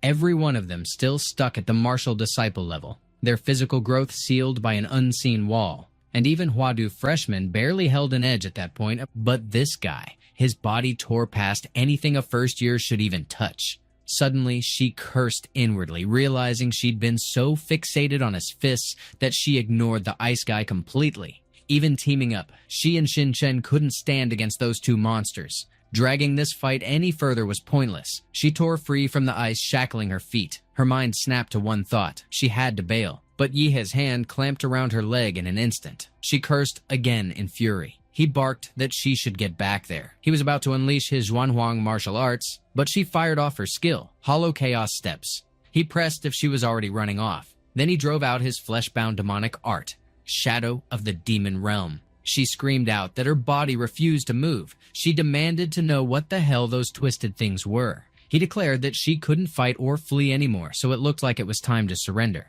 Lan Yusi declared she would surrender and let Yihei scoop up every pendant she had. He approved with a sharp grin, saying that was the kind of attitude he liked, and told her to start spilling everything she knew. She admitted that to clear the trial, he needed to collect all 12 zodiac pendants, and since they were already in the final phase, he didn't even have to hunt anyone down anymore because everyone would be gunning straight for him. She added that the real monsters that year were Ouyangze and Yan Zhengxiong from Modu, and by that time they had probably already stacked up half the set. She offered to lead him to them, while in the back of her mind conceding she had no chance of winning anyway, so she might as well throw fuel on the fire and let the big dogs rip each other apart. Yihei waved it off, telling her there was no need for her trouble, though she had more nerve than he expected. Meanwhile, Yan Zhengxiong and Ouyangze sprinted toward their location.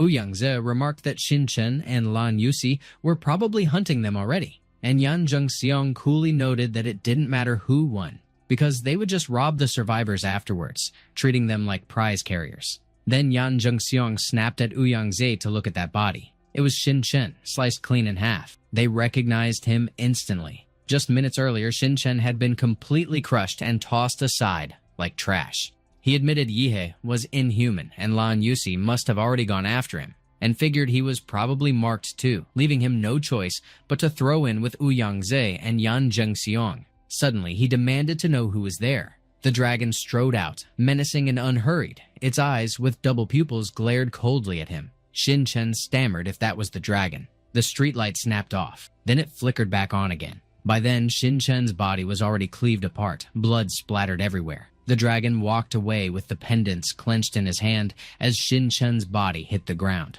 Back in the present, Yan Zhengxiong stated that Shin Chen was dead with brutal slash wounds. Chuzhou muttered it had to be the dragon, because that ruthless surgical strike killed him instantly, and only the Dragon Mask Zodiac could pull that off. But Yan Zhengxiong insisted that the dragon was supposed to be locked up in the underground parking garage, and he had dragged over 20 people down there to hunt the beast. Only 2 of them crawled back alive. He still reeled from it, convinced it was meant to be a trial and not a massacre. Yet the blood soaking the floor had been all too real. Ouyangze stood drenched in sweat, trembling under the weight of fear. Yan Zhengxiong pressed him on what they should do now, since Shin Chen's pendant had vanished as well. Ouyangze declared that if the dragon was roaming free, then they must have triggered some hidden condition, maybe wiping out all the other masked zodiacs. And with the final boss loose, just like the masked zodiacs automatically hunted freshmen, the dragon would stalk zodiac pendant holders. Taking it head-on was suicide,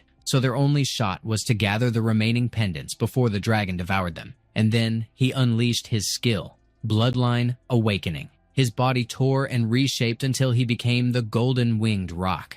He declared that they needed to send out a signal to pull the other pendant holders in, and everything would be decided in one final clash. With a thunder of wings, he soared into the sky and blasted out his overwhelming energy. In the dead city, Liu Qingzhu muttered that all they were supposed to do was ride the train to Huadu. But instead, they had stumbled into that cursed nightmare, and so many freshmen had been butchered by the dragon mask lunatic. The teacher had tracked them down, but only one student had managed to escape, and she couldn't bring herself to run, not in that way. She swore that she had to warn that fool Yihe, because he couldn't be dragged into this mess. She wondered if the one who escaped had reached him, and with a bitter curse, she admitted she didn't even have the strength to go herself. But with Yihe's monstrous power, as long as he didn't cross paths with the dragon, he could live. Then, out of nowhere, she felt Ouyangzi's presence. Her gut twisted as she wondered if they had tracked her down. She realized that in her condition, she couldn't outrun them, and they had already locked onto her energy, which meant they were coming for her pendant. She didn't even care about the thing, but some instinct screamed that Yihe would need it, and since she couldn't face them directly, there was only one play left: lead them away. Meanwhile, Ouyangzi immediately recognized Liu Qingzhu. He remarked that he had looked into her during the college entrance exam when she awakened the Ghost Sparrow Bloodline, a freakishly rare avian type, and she also happened to carry the Ox pendant, which was a lucky break, and clearly she was heading somewhere. He pressed her, asking if she was trying to lure him straight into the dragon's lair beneath the parking garage, then mocked her as a silly girl because the dragon was already unchained, and that place was nothing but an empty hole now. He turned to Yan Zhengxiang and declared that he should stay put because he himself was heading out to catch someone. Ouyangzi smashed straight through the floors of the building. He turned toward Liu Qingzhu and declared that she couldn't run. But right then, a voice hit his ears, one he knew too well. He pressed himself with the thought that it might be the dragon, though it should have been impossible, since that beast was supposed to chase the other pendant holders. Yet the realization struck him that the dragon's prey had always been those carrying pendants. He convinced himself that with 4 pendants hanging on him, the creature would naturally head to the place stacked with the most. But in his arrogance, he had walked into the danger instead. The dragon's eyes snapped open with the flare of its double pupils.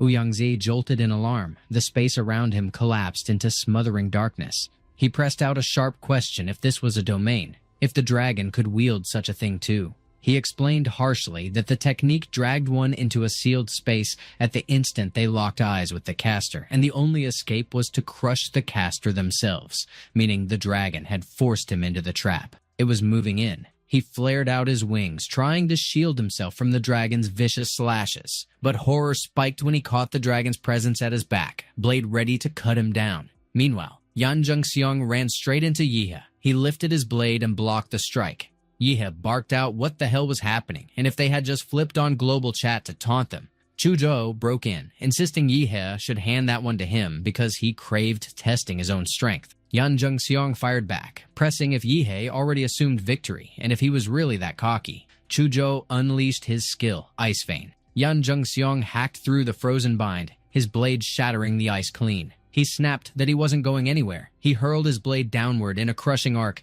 and when Chuzhou blocked, he twisted and whipped the strike sideways in a sharp maneuver.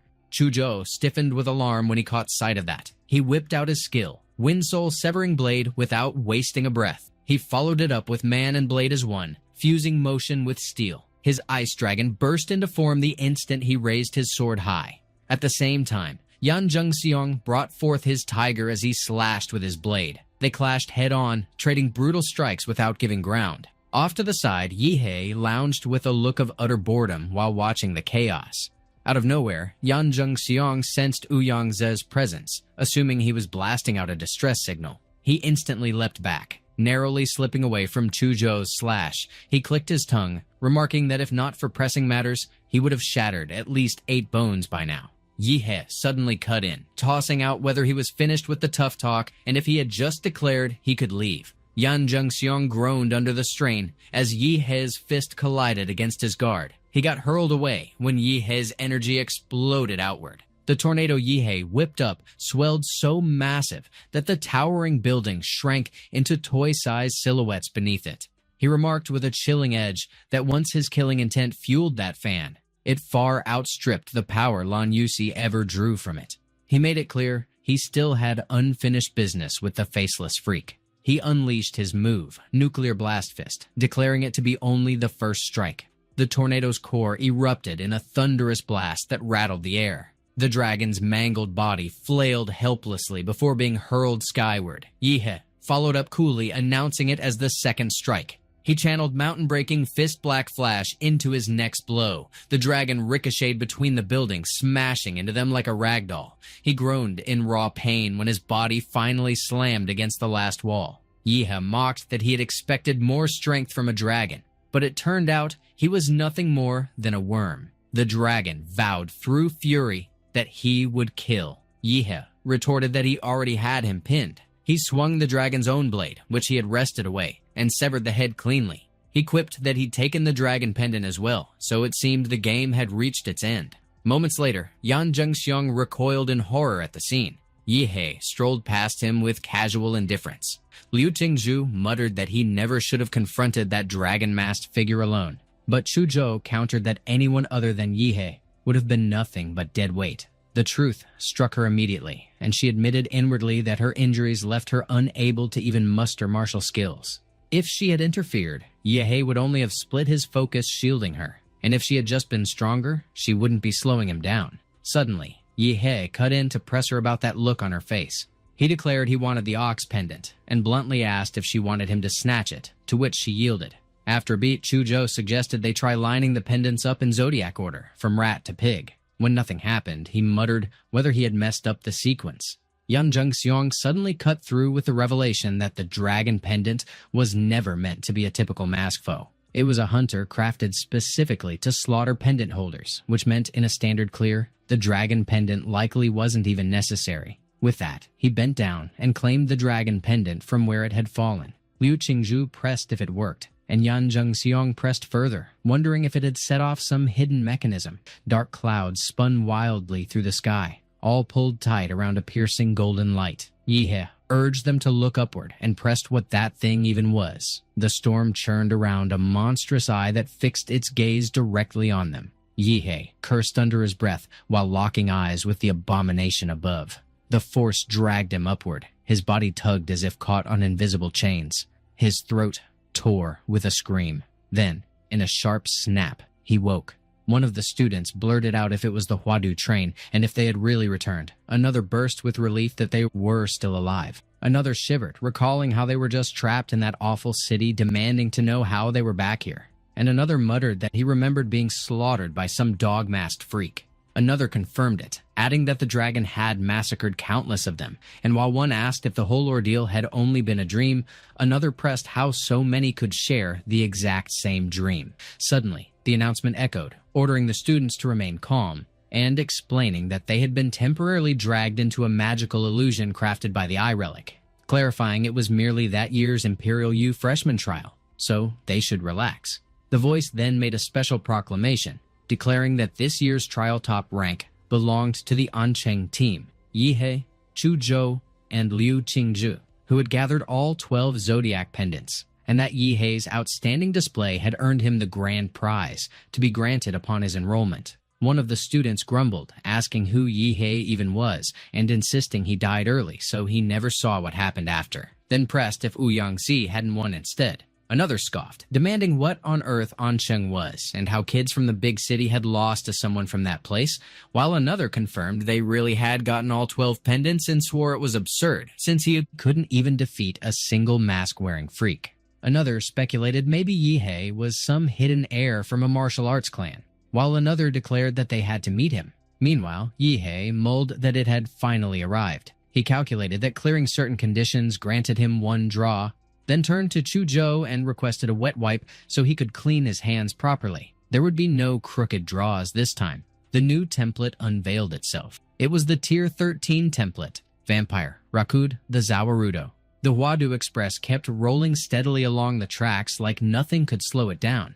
Yihe figured that the Vampire template had to be an SR tier pull, mostly because even if the Bloodline stats looked kind of mid, its evolution form could literally freeze time. And that ability just screamed broken. Out of nowhere, Ouyang-Xi pressed him, wanting to know if he really was Yi He and if he had been the one who crushed Qianlong, while Yan Dengxiong wrestled with himself, reminding his nerves that he better stay calm because picking a fight with Yi He right now would be dumb, especially since this train didn't even have a hospital on board. Yi He corrected with a flat punch of truth, making it clear that he hadn't just beaten Qianlong, he had ended him. Ouyangze flinched hard when that landed in his ears. Then Ouyangze rolled straight into pitching his idea, revealing he wanted to form a new student society at Huadu, something separate from the student council, and he wanted Yi He in it, promising him the top seat as president, especially since at that time, the freshman ranking and council were locked tight by the local Huadu crowd. But Ouyangze stressed that with Yi He's strength, he finally had a reason to hope that the suffocating Huadu tradition could actually be shattered,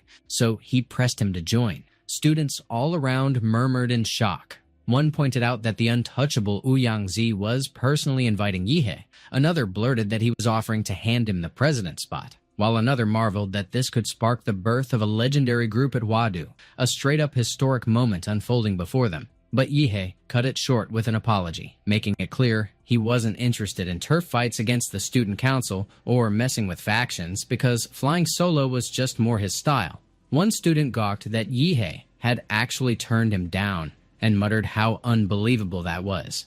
Another dubbed it a historic rejection. Another demanded to know who could he be to flat-out reject Ouyangze, and someone else just sighed that it was a shame. Ouyangze brushed it off, remarking that it was fine, calling it his card on the table and leaving the door open for future collaboration. The sky shifted a few beats later, and the sun started sinking low. Chuzhou piped up, pointing out that they had finally arrived. Yi He took it in with wide-eyed awe. He muttered that this was Huadu, and no doubt, it was a major city. The train slowed, and moments later, the students poured out. The train attendant raised their voice, addressing all freshmen, directing them firmly to follow the tunnel leading toward Huadu University. The students moved along just like they were told. When they spilled out at the end of the tunnel, they all froze in shock. An enormous aircraft stood waiting for them, hulking and impossible to miss. The announcement system crackled, reminding every student to board in order and stick to the same seat number they had back on the Huadu Express. Suddenly, Yi He reached out and poked Lu Qingzhu from behind, calling her name, and she froze on the spot. Her mind snapped back instantly to Qinlan's warning that even though they might be technically engaged, marriage hadn't happened yet, so she had no business acting too close in public, and under no circumstances should she let that guy take advantage. She had to protect herself. She turned on him, demanding to know what he was doing and reminding him that everyone was staring, but he just shot back, asking what exactly they were staring at, teasing that she must still be half asleep. He pressed her to answer, pestering why they were suddenly taking a plane. She fumed, wondering how her mother could have locked her into an engagement with someone like him. Then, she gave the answer, pointing out that Huadu wasn't on the ground at all, because Huadu was the Sky City. A few moments later, the aircraft cut through the sky and drifted above the cloud cover where Huadu University stood proudly, like a fortress in the heavens. A narrow section of the shimmering barrier shielding the campus powered down just enough for the aircraft to slip inside like it belonged there. Yi He figured the heavy-duty electromagnetic grid was designed to keep magical beasts from barging in, especially since even his life field sensing range got dulled inside,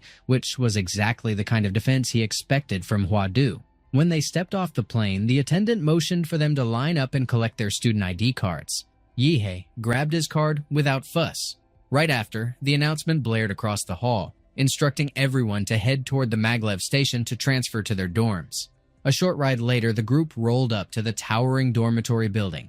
Yi He remarked that they had officially reached the world's highest city, which drew confused muttering from one student wondering what he was on about, while another sneered that the guy sounded like a dumbass who'd fried his brain. Inside the elevator, Yi He mentioned he was assigned to the 42nd floor, room A3, and pressed Chuzhou about his placement. Chuzhou answered that he was on the 45th floor, room B7. So Yi He teased that since Chu was higher, he'd be the last to get off. When Yi He reached his room, he marveled aloud if it was seriously a 100-square-meter private suite and muttered that Huadu really spoiled its students.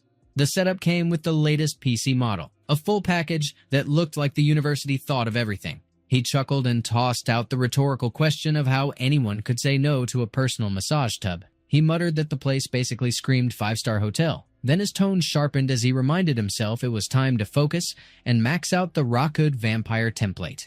On the maglev ride, he experimented with the student ID, realizing he had to scan its barcode with his phone to log into Huadu's exclusive Huadu Pass app, which linked straight to the University City Mall where purchases only ran on study points, their unique digital currency. He immediately liquidated the last 30+ million summer coins from his bank account and funneled it all into study points.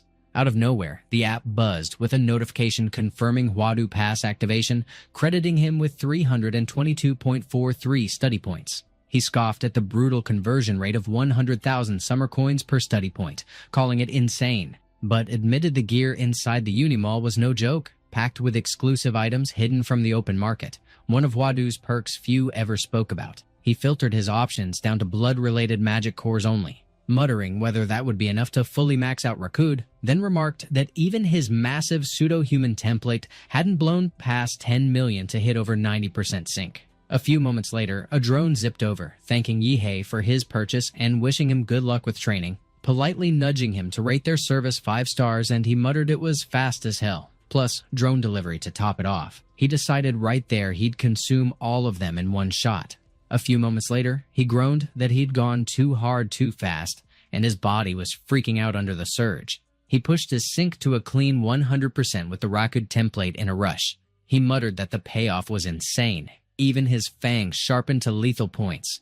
A blood gauge visibly etched itself along his back, making it clear that once he sank his teeth into someone, draining them would be as casual as sipping bubble tea. His fingernails elongated into claw-like blades too. Then, like a sudden spark, he got a wild idea. He drove those fresh claws into his own throat.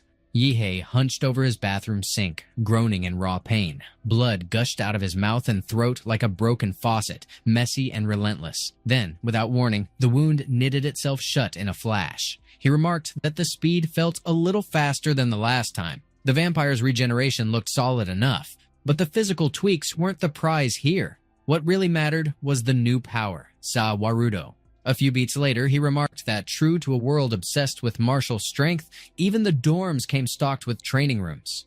He shut his eyes tight and unleashed a surge of vampire energy. He opened them again with a sharp glint. Rakud now stood in front of him. He urged Rakud to go ahead and smash him with everything he had. Rakud unfurled his wings with grim weight. His cape whipped violently through the air. From that storm, Za Warudo came forth. Rakud hurled a punch at Yihei without hesitation. Yihei lifted his arm up to block the strike. Za Warudo's blow hit so brutally that its energy tore past the guard and burst out of Yihei's body. The bones in Yihei's hands shattered into fragments. The force launched him through the air until he slammed against the wall. He admitted it was flawless, primal, and wild, and then pressed that they should test the time stop next. He triggered his skill. Instant pause, Za Warudo. 2 seconds slipped by, and the barrier he set up held steady. At 4 seconds, the barrier quivered under pressure. At 5 seconds, cracks spread across it. He wondered aloud if 5 seconds marked the real cap, but then he rejected that and pushed himself to keep going, refusing to stop time. At 5.3 seconds, blood seeped from his eyes, while his body shook in agony. At 5.6 seconds, his vision blurred into haze. At 5.8 seconds, the barrier shattered completely into nothing. He declared that, just as he figured the original host's limit capped at 5 seconds, but that was never his limit. The next morning, Yihei and Chuzhou strolled together toward the gymnasium. Yihei remarked that the sunlight felt a bit sharp that day, and when Chuzhou pressed him if it really was, he admitted with a nod, a little, all while grumbling inwardly that ever since he fused with the vampire template, the sun had become annoying, though not lethal enough to scorch him alive. Chuzhou then brought up whether he had seen the university's academic reform plan that year, and when Yihei dismissed it with a no and pushed back with why, he groused that he spent the whole night grappling with Za Warudo and had no mind left for anything else. Chuzhou explained that in all the small group mentorships, each student locked onto a primary mentor for the year, and if they wanted, they could scoop up assistant mentors on the side. Yihei wondered aloud if they were going mentor hunting, and Chuzhou shot back that they weren't, because he had to while Yihei didn't. He pointed out that Yihei should check the new student group chat and scroll the announcement from last night, where the university bragged that thanks to him collecting all the zodiac pendants, he had earned the right to pick any mentor freely. The chosen one couldn't refuse, even if they wanted, and Yihei muttered that blasting it out publicly like that felt a bit too flashy. A few moments later, they rolled up to the gymnasium. Yihei observed that it was jammed with people, and Chuzhou noted that it looked like 3 per round for the test, with the mentors flicking on the lights to signal their picks. Yihei urged him to go ahead, claiming he would drift around since he could snag any mentor he pleased. So timing didn't matter. Picking a mentor just felt boring. Suddenly, he caught the trace of a scent. He muttered that it was the smell of blood. If it had been normal blood, he wouldn't have flinched, but this blood carried something darker, hidden yet brutal, boiling like a lethal undertow beneath still water. Steeped in killing intent and sin, it stirred the baleful aura inside him, driving him to hunt down the source. He then stiffened in surprise when he spotted where it came from. He saw Gong Kei, calmly savoring her sweet potato. Yihei wondered if that tiny little girl could really be the one radiating that spine-crushing aura, and he figured he must have completely misread the situation. Gong Kei caught sight of him next. She casually called him a kid and pressed if he had been practicing flesh-binding demon prison. He demanded how she even knew that while grumbling inside that she looked like a grade schooler, yet carried herself like some cranky elder. And just as he tried to process being labeled kid, she tossed out that it was obvious, because she had personally helped Xiaohu refine that martial art. He kept turning over in his head who Xiaohu could be, and Lu Chenghu bluntly confirmed that yes, that name was his. Gong Kei went on to declare that Liu Chenghu had been her disciple roughly 90 years ago. But Yihei snapped back if she was screwing with him because sure, martial artists lived far beyond normal folk, and grandmasters might still swing strong in their 80s or 90s, yet he demanded what was with her, looking like some preteen brat. He reasoned that for freakish martial art users, compressing their skeleton into a childlike frame wasn't off the table, but staring at that white-haired little lowly, whether people branded it innocent or flat-out clueless, there was no chance in hell that level of purity was fake because not even an Oscar-winning act could sell it that perfectly. Gong Kei then pushed him, asking if he doubted her. He barked that he'd sooner buy himself as Emperor Qin Shi Huang. In a blink, his surroundings twisted, and suddenly his head sat locked inside a guillotine. The blade dropped, and he was instantly decapitated. His severed head thrashed as it sank in a rising pool of his own blood. He roared out if this was some illusion, and admitted the killing intent was so raw, it made him actually hallucinate being executed. He was just about to summon Za Warudo, but Gong Kei abruptly shoved a strawberry gummy at him, cheerfully stating it was her favorite flavor. She sheepishly apologized, muttering she had probably gone overboard, then begged him not to tattle to the school since she only scored 1 or 2 hours of outdoor freedom each week. So she was honestly miserable. He demanded to know who she even was. She introduced herself and boasted she was a frighteningly powerful grandmaster, tossing in that just between them when Huadu University's president, Shi Jingwen, was a little brat. She once made him bawl. He instantly dropped to his knees on the ground. He reasoned that if Gong Kei had really refined the Xuanhuang martial art, then she could help him smash through his bottleneck because she was a slaughter-type grandmaster, which lined up with him perfectly, so it was the obvious path. He declared that he had roamed for years without finding a teacher worth kneeling to, so he yearned to be her disciple, and he begged her to accept him. She froze, clearly caught off guard. Meanwhile, the other mentors were still stationed at the gymnasium. One student exclaimed that they couldn't believe the deans of all 5 Huadu University academies were acting as new student mentors that year, and another chimed in that even becoming the disciple of one of them would guarantee a future carved in gold. But another scoffed that they were delusional because the 5 deans had no reason to waste their time on nobodies like them. Another pressed what they were even hanging around for, and if this was just sightseeing, and another scoffed back that of course not, rattling that if they hadn't heard the news yet, freshman Yihei had cleared the Zodiac trial, so obviously the dean showed up because of him. What none of the new students had a clue about was how the Zodiac trial got streamed live. And the ones glued to that feed were every single teacher at Huadu University, because ever since that kickoff broadcast on the train, the faculty had been tracking how each rookie reacted when a sudden crisis hit. With AI crunching micro-expressions and tiny reaction tells, every student's moves were tallied into scores, and the ones who barged into Zodiac City like idiots without preparation got slapped with garbage grades. Inside the trial, combat smarts, real technique in the field, and how well teams meshed in clashes with the Zodiac masks all counted as hard metrics. So even a kid who never scored a kill could rack up high marks if they shined in any one slot. Yi-hei ended up the only student pulling perfect marks across the whole board. But even that normally wouldn't drag the deans out, and what actually blew them off their seats was how Yi-hei went and killed a boss never meant to be fought at all. The supposed untouchable, guaranteed death boss, Qianlong. One dean remarked that Yi-hei might not even have clocked who Qianlong really was, since he turned out to be a battle model crafted by Manhwa, the national-grade supercomputer that got trained using legacy data from Fu Hongsheng, the national-level martial artist who had entered Huadu University long ago. Even if not all of Fu Hongsheng's terrifying abilities, like his divine tier God Eyes, could be fully cloned inside that Mirage realm, the bottom line was clear. He remained the strongest martial artist ever born in Xia country, maybe the world, and his university records had stayed untouched for a full century. For Yi-hei to cut down even a rough model of him, imperfect or not, already screamed monstrous talent, and unless some disaster wrecked his path, he was a lock for Grandmaster and maybe even Archmaster one day. So the deans figured they should just hold back and wait for him to pick his own mentor. Out of nowhere, a teacher broke in toward the deans with a heavy tone, reporting that there was some bad news. Yi-hei had just gone and declared he wanted to be the disciple of Gong Kei, the ex-Imperial University professor who now carried the title of Special Personnel.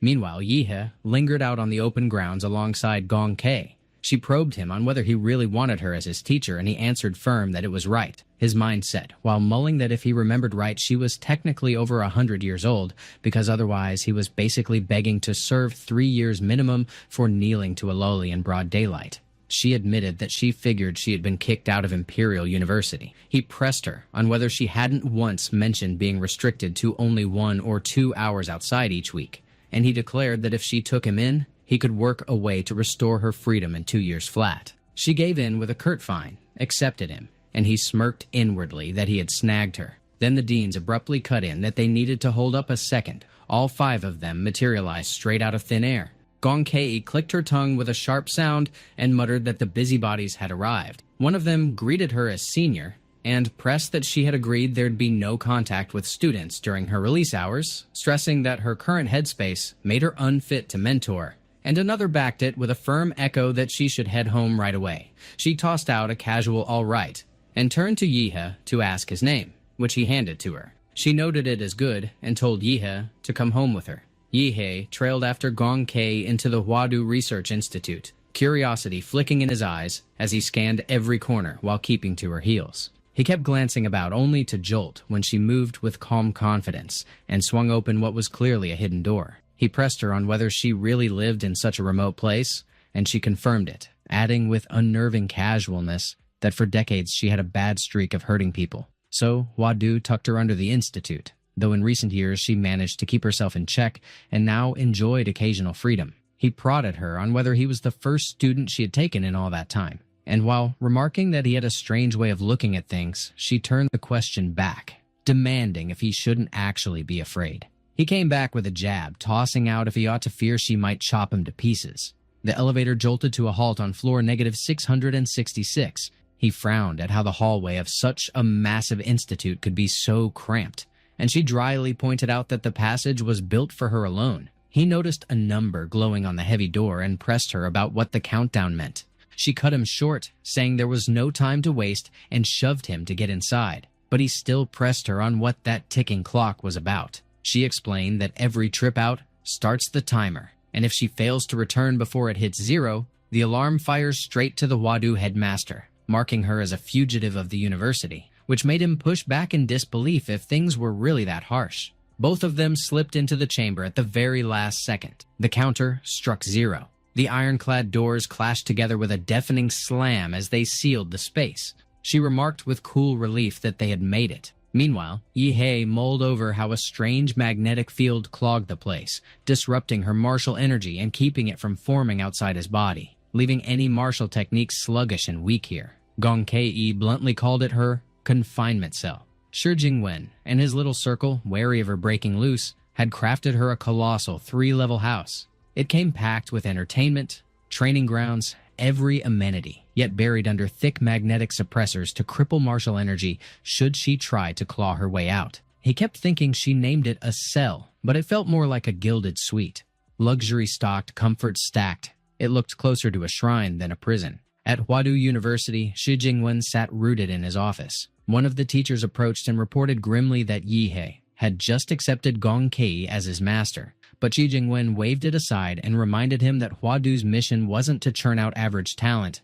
It was to cultivate a singular figure who could bear the weight of Xia's future and humanity's survival. When a rare genius surfaced, their role was to give full support and freedom to grow. So Yi should stay with Gong Kei for now, especially with the freshman training camp drawing to its close, since he would become the whetstone to hone the young blades. And the teacher responded with steady acknowledgement that he understood. Suddenly, a staff member from the institute turned to Shi Jingwen and reported with a flat edge that Yi had stepped into the confinement zone with Gong Kei, and for the moment, things still looked steady. However, predictive analytics laid out the grim forecast. The special-ranked Gong Kei carried a risk of spiraling out of control above 5 if shut in with someone for long stretches, while Yi bore an 89.7% likelihood of failing to last until rescue, and even in the slim chance of rescue, a brutal 95.3% likelihood of not surviving afterward. Shi Jingwen remarked that these so-called special-class combatants were either death row monsters brimming with raw strength, or martial artists crushed under powers twisted by special circumstance. Their freedom got muzzled during peacetime, but when Xia staggered into genuine crisis, they got unleashed at the front lines like national-level weapons. And staring down someone like that, Yi needed the mindset of a man already prepared to die, because without carrying that readiness, there was no way he could walk the blood-soaked path. Xia was running thin on time, while the idiots of the Northern Biton Federation and those fanatical lunatics of the Divine Descent Nation, busy worshipping secret realm technology, were stirring up more restlessness by the day. That new generation needed to climb fast. Meanwhile, at the confinement room, B3 level training hall, Gong Kei remarked almost offhand that it had been decades since she last taught anyone, so they might as well start with a spar to see where Yi stood. And Yi pressed if she intended to suppress her cultivation down to the martial stage for that spar. She admitted with a casual laugh that he was right. She had forgotten and flipped the switch. He announced he was ready. Yet he bristled inside, reminding himself that he had no desire to taste that guillotine illusion again. Gong Kei lunged at him instantly, eyes gleaming with menace. He wondered in alarm if she was aiming straight for his vitals and what happened to the supposed friendly spar. He ran the math, thinking he had at least 5 dodge routes, but each time she struck before he could shift, reading his body as if it were an open manual. There sat only one option: take it head on. He swung his fist, throwing everything into a counterattack. She probed whether he was trying to layer his bloodline awakening to pump his speed, guard himself, and strike back in one stroke. She remarked it was a pity because she moved even faster than him. She twisted his arms behind him and drove a sharp kick into his back. His complexion drained, and he screamed from the stabbing pain. Gong Kei leapt back from Yi, eyeing the arm that gushed blood like a broken fountain. He remarked with a grimace that she really didn't hold back, since even his bloodline awakening got smacked back to its base state. She admitted with a dark sort of relish that it had been ages since she last tasted blood.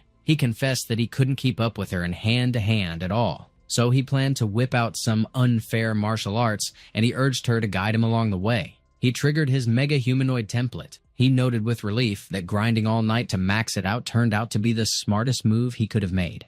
Meanwhile, Gong Kei considered that for someone still stuck in the martial disciple stage, that technique's raw power felt unreal. And as she wondered if she had just taken in some monster disguised as a disciple, she declared that the master had better get serious in that case. She carved a deadly slash into existence with nothing but her bare hand.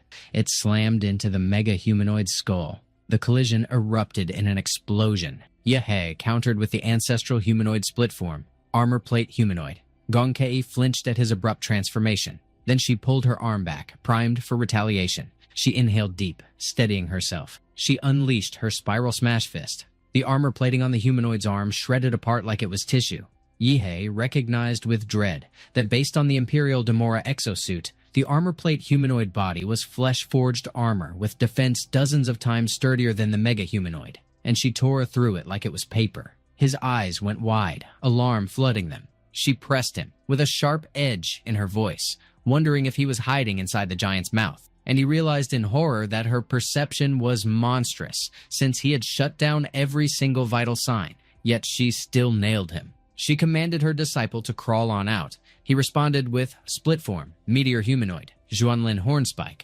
The blow drove her back, and her feet screeched across the floor as she skidded. He threw out the challenge that since her slashes were insane, he might as well see if she could handle being cut right back. He added that while she might shrug off the melting effect of his nuclear breath, he pressed her on how she planned to block that. Suddenly, a massive spiky chain materialized. More chains surged in, locking Yihei tight. He muttered with resignation that it was this cursed place again, and he figured he could never escape the guillotine. The executioner's blade dropped to sever his head. He shouted for Zawarudo. He acknowledged bitterly that he had pushed his master too far, and she had dragged him into her killing intent domain again, meaning none of this was reality. It was a mental illusion carved out of her bloodlust, and he had to break out with raw willpower. Zawarudo hammered the space with a storm of fists. Each punch cracked the illusion's shell. The whole space splintered and shattered. Back in reality, Yihei's eyes snapped open. Gonkei checked if he was awake and remarked that the turtle shell he wore was ridiculously hard.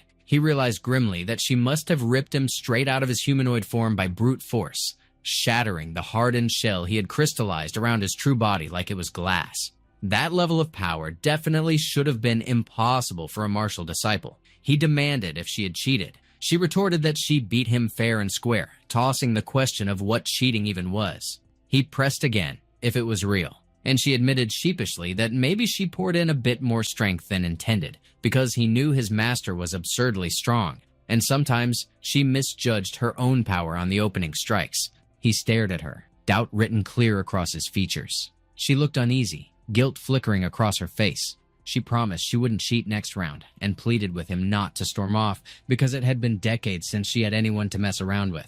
Yihei and Gonkei were still hanging around the training room, the air heavy with leftover tension. He told her bluntly to quit the waterworks already. She pressed him on whether he planned on taking off. He declared that after working himself raw to earn the spot as her disciple, walking away would make no sense at all. She cleared her throat fast, insisting she hadn't been crying in the first place, and he privately admitted that the excuse was a neat little recovery. After a short pause, she remarked that he had already gotten a sharp grasp of his strength, still nowhere near her level, sure, but compared to most folks, he was clearly gifted. So they might as well start training, and she pressed him on what he wanted to learn. He answered that he craved advanced martial techniques and wanted the secret behind how she sliced lightning and lopped off his humanoid's arm. She confirmed he meant the slashing and admitted it was tough to pass on, since the knack came only after cutting through enough things, which drove him to press what kind of feel she meant. She revealed it was all about the line. No matter if it was a body, a magical beast, or some random object, there always existed that exact entry point, a line that begged to be cleanly cut through, something he could think of as the kill line. He reflected that her style came off totally unlike Shenlong's, who also specialized in slashes. Shenlong's slash hammered with brute force and cutting sharpness. Her slash carried the cold precision of a butcher's blade, crisp and flawless in technique. She told him flat that if he wanted to grasp that, it could be done, but she advised starting by becoming a martial artist first, since without that foundation, he wasn't even fit to handle most of her methods. She then tossed the question back at him, asking if he understood the difference between a martial disciple and a martial artist, and he pushed her to explain. She explained that it wasn't just physical growth, but mental evolution, and the real edge martial artists held over disciples was the vital ability of inner vision. Through it, a martial artist shifted from broad cultivation into fine-tuned refinement, literally able to see their meridians, pressure points, and organs, then drive martial energy to harden them and expand the body's limits. So in short, spirit had to stand strong first, only then would the body follow. He realized he hadn't expected her to be such a sharp and effective teacher, and no wonder she held a chair at the Imperial University, because even if she carried that streak of madness, her depth of knowledge hadn't dulled one bit. And with that in mind, ever since fusing with the vampire template and awakening Zawarudo, he had felt a clean surge in his mental stats, which would hand him a massive edge once he stepped into the martial artist stage. He pressed her on what the difference in advancement methods looked like when he hit that level. She explained that advancement techniques and martial skills got ranked across 4 tiers: Tiangang, Disha, Xuanhuang, and unranked. Normally, students from vocational colleges or lower-tier schools only touched unranked advancement techniques.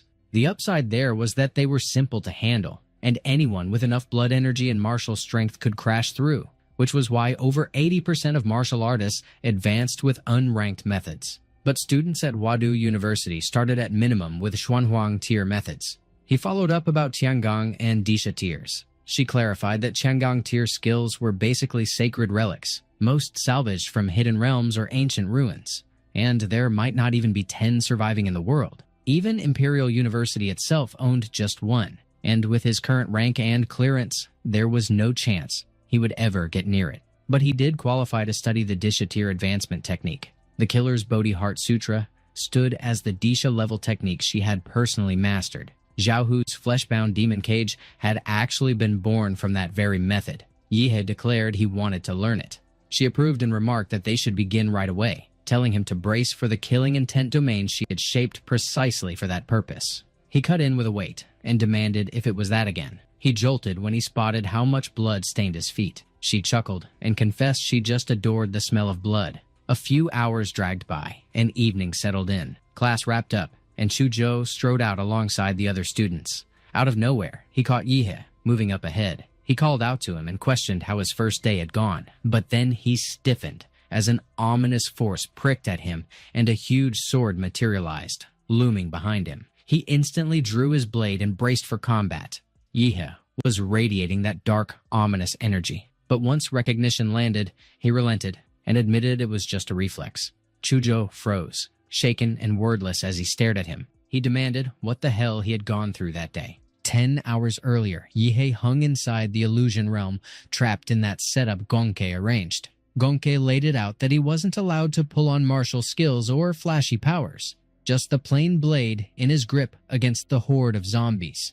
He pressed her, asking if she really expected him to face that swarm with nothing but a dull knife. She shot back that the whole point was drilling his body into remembering the raw sensation, the tearing drag of skin slicing, the jarring grind of bone splitting, drilling muscle memory until he could hit the kill line on reflex and cut clean with speed and accuracy. He declared that he already understood enough and moved straight to going at it. He whipped the knife around and shredded through the zombies crowding him. She muttered to herself that running her Disha tier technique in an illusion carried real danger, and plenty of martial disciples weren't even fit to attempt such a thing.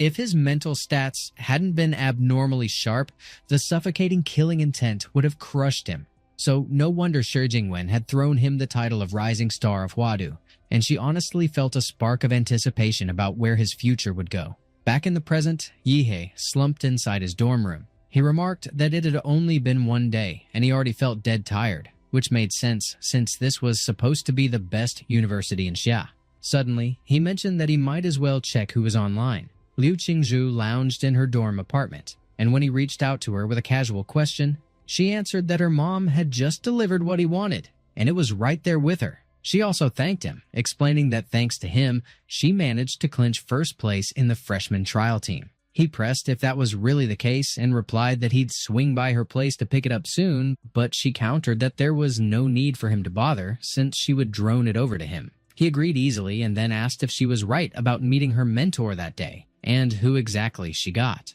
She revealed that it was Dean Bai, saying the dean recognized her potential and took her as a student. And while he acknowledged it was great news and good for her, she flipped it back on him, asking who had taken him as a mentor. He figured it was better not to drop the fact that he had flat-out rejected 5 deans in a row since that would rob her of sleep. So just as he was about to let slip who picked him up, he shoved his mouth underwater. And when she pressed him on what he said, he deliberately stayed submerged. Half a semester later, the first term was crawling toward its finale, and for the wide-eyed freshmen at Wadu University, the ride had been loud, messy, and impossible to forget. For example, right at the kickoff, Ouyang pulled together elites from all over the provinces and slapped a flashy name on them, the Dragon Blood Society, and they swaggered into influence among the first years. No shock at all, when the Wadu students dragged themselves back from the summer training camp, they butted heads straight into Dragon Blood. As tempers ran hotter, duels kept sparking between Dragon Blood's hotshots and the local crew,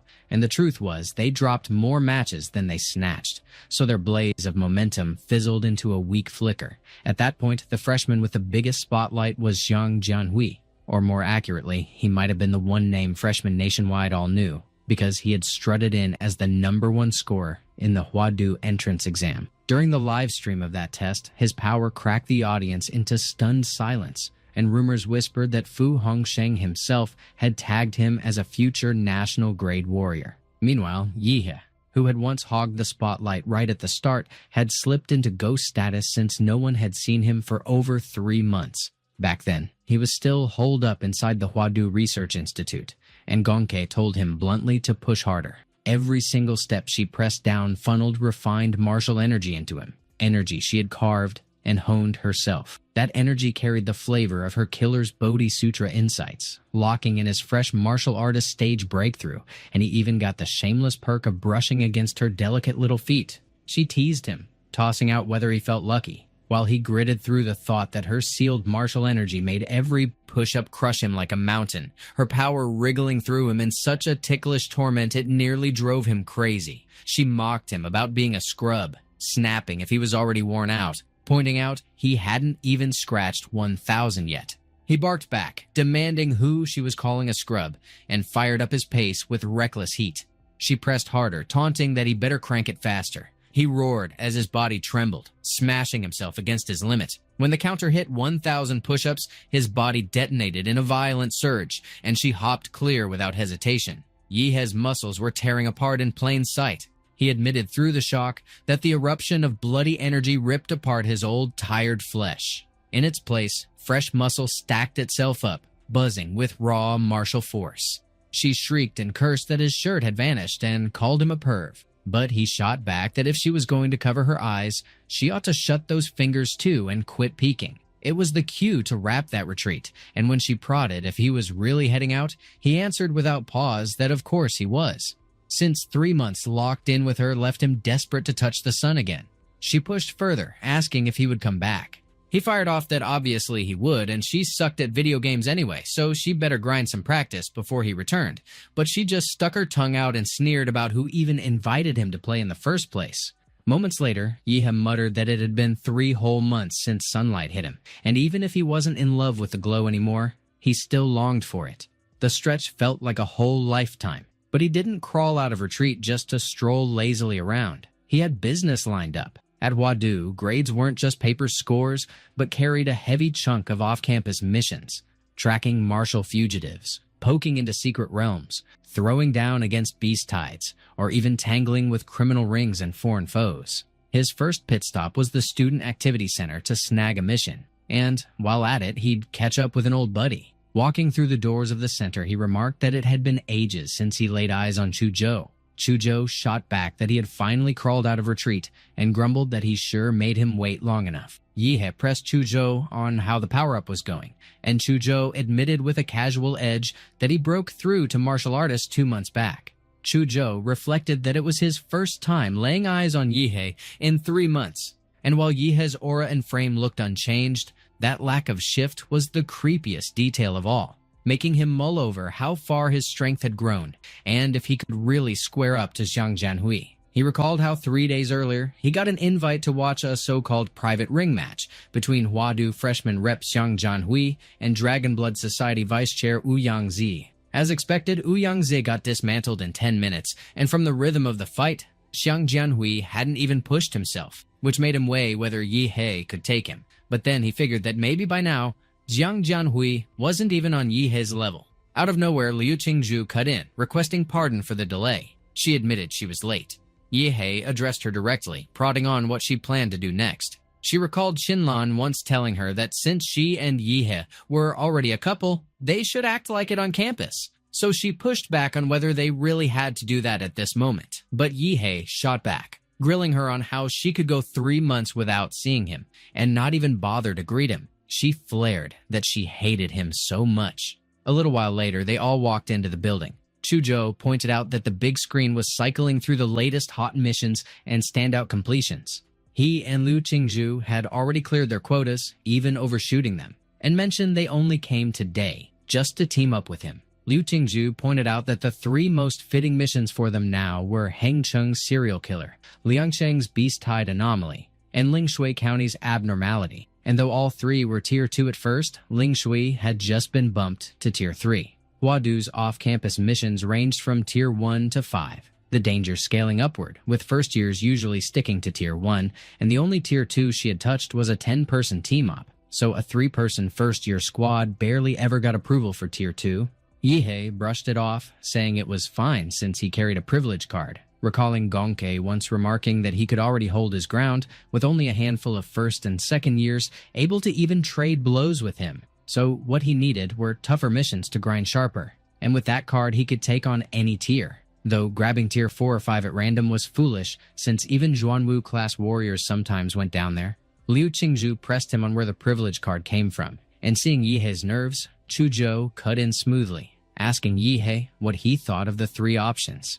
Yihei remarked that risk and reward always walked side by side, silently thankful Chuzhou had shifted the talk, and he explained that the first mission was a straight manhunt, which meant awful efficiency since CID had hunted for months with nothing to show, making the real grind in tracking, not killing.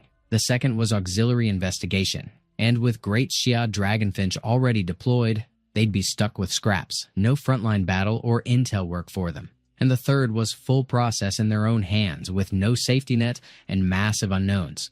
But the bigger the danger, the bigger the payout. If they got scared of risk and lived like greenhouse flowers, then there was no point in being martial artists, so he leaned toward the third, which Liu Qingzhu backed, and when Chuzhou declared himself in, Yihei closed it off by saying good, and that they'd head out that same day. At the reception, the receptionist scoffed that it was nonsense, and while she grilled them on whether they hadn't watched a second-year squad already get wiped in Ling Shui, she jabbed that they were 3 clueless first-years daring to take a Tier 3 and clearly overestimating themselves. Yihei flashed that he had a privilege card, but she cut in sharp, pressing if he had picked up lying and snapping, that she would call the director and expose him right away. She barked toward the director and confirmed with a sharp yes. She instantly switched face and wished them a victorious fortune, and Yihei dryly remarked that he still liked her harsh bite better. Moments later, Yihei declared that the two of them should prep their gear. While he swung by to pick something up, Yihei headed straight for the College of Mech and Magitech Foundry. His identity cleared the check at the entrance. He greeted the dean and announced that he came to claim his weapon, the first-place prize from the Pendant War. And the dean remarked that he skipped a Disha tier skill to gamble on a weapon. So his eye was sharp, though a pity that Gonke had beaten him there first. But enough chatter. The dean urged him to behold the piece he forged. Lacking elemental attributes, yet channeling martial energy at 95% efficiency, hammered from the ultra-tough special alloy, Starfall Gold, a top-grade divine blade. That horse cutter stretched about 1.2 meters long with a broad, flat build, its dusky edge flecked with starlight, the clear sign of Starfall Gold. The spine bore dense sun and moon serrations weighted for brutal impact, so each swing smashed down with dreadful force. The grip came bound in anti-slip black leather, woven with metal filaments, also Starfall Gold, built to ease chi infusion. Every slash carried a shriek of wind and a flash of light, enough to freeze blood. Yihei muttered that it worked out fine, since the heft sat just right. No float, fit his grip well, and kind of amusing that it had been tailored to his old stats 3 months back, yet still synced with his power after the martial artist breakthrough. What he could only admit was Imperial Yu's bladesmiths truly had chops, and the dean boasted that of course he'd dare claim Gonke herself would call him dad when it came to forging, and when Yihei addressed him again, he coughed and warned that he'd better not mouth that line to Gonke. A little later, Yihei regrouped with the others and headed to Lingshui County. Chuzhou remarked that to keep the mission under wraps, they'd pose as ordinary university students on internship. Yihei figured first move should be a sweep with life field sensing, and since he'd pushed the Demora template to 71% that half-term, his coverage could blanket the entire county, though he fretted their arrival might spook the rats in the gutter, and once they scattered, the real headache wasn't killing, but hunting them down. Chuzhou pressed that they should just come along and check out the house Imperial Yu had lined up for them. All of a sudden, Liu Gensheng rolled up and called out if they wanted a ride, pointing out tricycles were cheap and fast. Yihei remarked that the mission was already underway. Liu Gensheng remarked that Yihei looks like a decent sort, and pressed him on which school he belonged to, and whether he was on holiday for a bit of sightseeing, to which Yihei replied that he came from Lingshui County, dragged 2 classmates over for some fun, and studied in Yuncheng at the moment. Liu Gensheng pressed further, wanting to know if he truly came from Lingshui County and who his family was since he didn't recall spotting him before. Yi He explained that his grandfather's name had been Yi Shurong, who passed away years ago. And after that he moved away, and when Liu Gensheng recognized Yi Shurong, Yi He figured it was lucky he brushed up on the local Lingshui dialect on the plane, and that Huadu's cover identity for him actually stood solid. Liu Gensheng declared that it was good he still remembered his roots, which meant he would live a blessed life. A few moments later, they rolled up at the Huadu mission base. Liu Gensheng turned to Yi He and reminded him that in 2 days, Lingshui County's biggest event, the Grand Triennial Gala, would take place. So he must attend, and if he got shy and refused to leave the house, Liu would come fetch him personally, and Yi He acknowledged it and thanked him. Chuzhou muttered that the house hadn't been lived in for more than a decade, that it had gone to ruin, and that weeds and mosquitoes made it clear they had a mess to clean. Yi He responded that cleaning happened to be his specialty. He stomped his feet and blasted his energy into the ground. Chuzhou remarked that this was no cleaning, this was a massacre, and Yi He countered that it was quick and efficient. Chuzhou pointed out that they should dump their luggage first while he set up micro cameras around the property for surveillance, and Liu Qingzhu added that she would check inside the house. She then called out to Yi He and urged him to come and take a look. He pressed her on what she had spotted. She revealed that there was a shrine inside, though she couldn't tell who or what it was meant for. And when Yi He pointed out it hadn't been there originally, she pressed him on what he meant. He explained that the shrine was made of wood, and if it had stood there the whole time, it would have rotted away years ago. But this one only gathered dust, and once wiped clean, it looked practically new. Chuzhou remarked that it meant somebody else had shoved it into that dusty old house, and he griped about how that statue looked off, so he insisted they ought to hack it down. Liu Qingzhu urged him to hold up and not barrel ahead because it might turn out to be an important clue, so she pressed that they should check it over first. Yi He admitted he agreed, and when she pressed him on who exactly he was siding with and threw in that he was just a battlement maniac, the jab made his grin twitch. They pushed that they should at least peel off whatever was under that clay mask before smashing it apart. She yanked the cloth from its face, and the eyes suddenly lit with a sinister glow. Yi He stiffened in alarm. He muttered that something was wrong. He knew it reeked of filth, and he barked at Chuzhou to carve it down. Chuzhou swung his sword in one fierce arc and sliced the shrine apart. The three of them jolted when thick black liquid seeped from the cracked shrine. Liu Qingzhu blurted if the statue was bleeding and demanded what that black liquid even was. Yi He proved sharp. He instantly summoned Zawarudo. Zawarudo lunged and grabbed at the black liquid. It warped into a dark entity bristling with monstrous mouths. Yi He ordered Chuzhou to seal it. Liu Qingzhu demanded what the hell that thing was.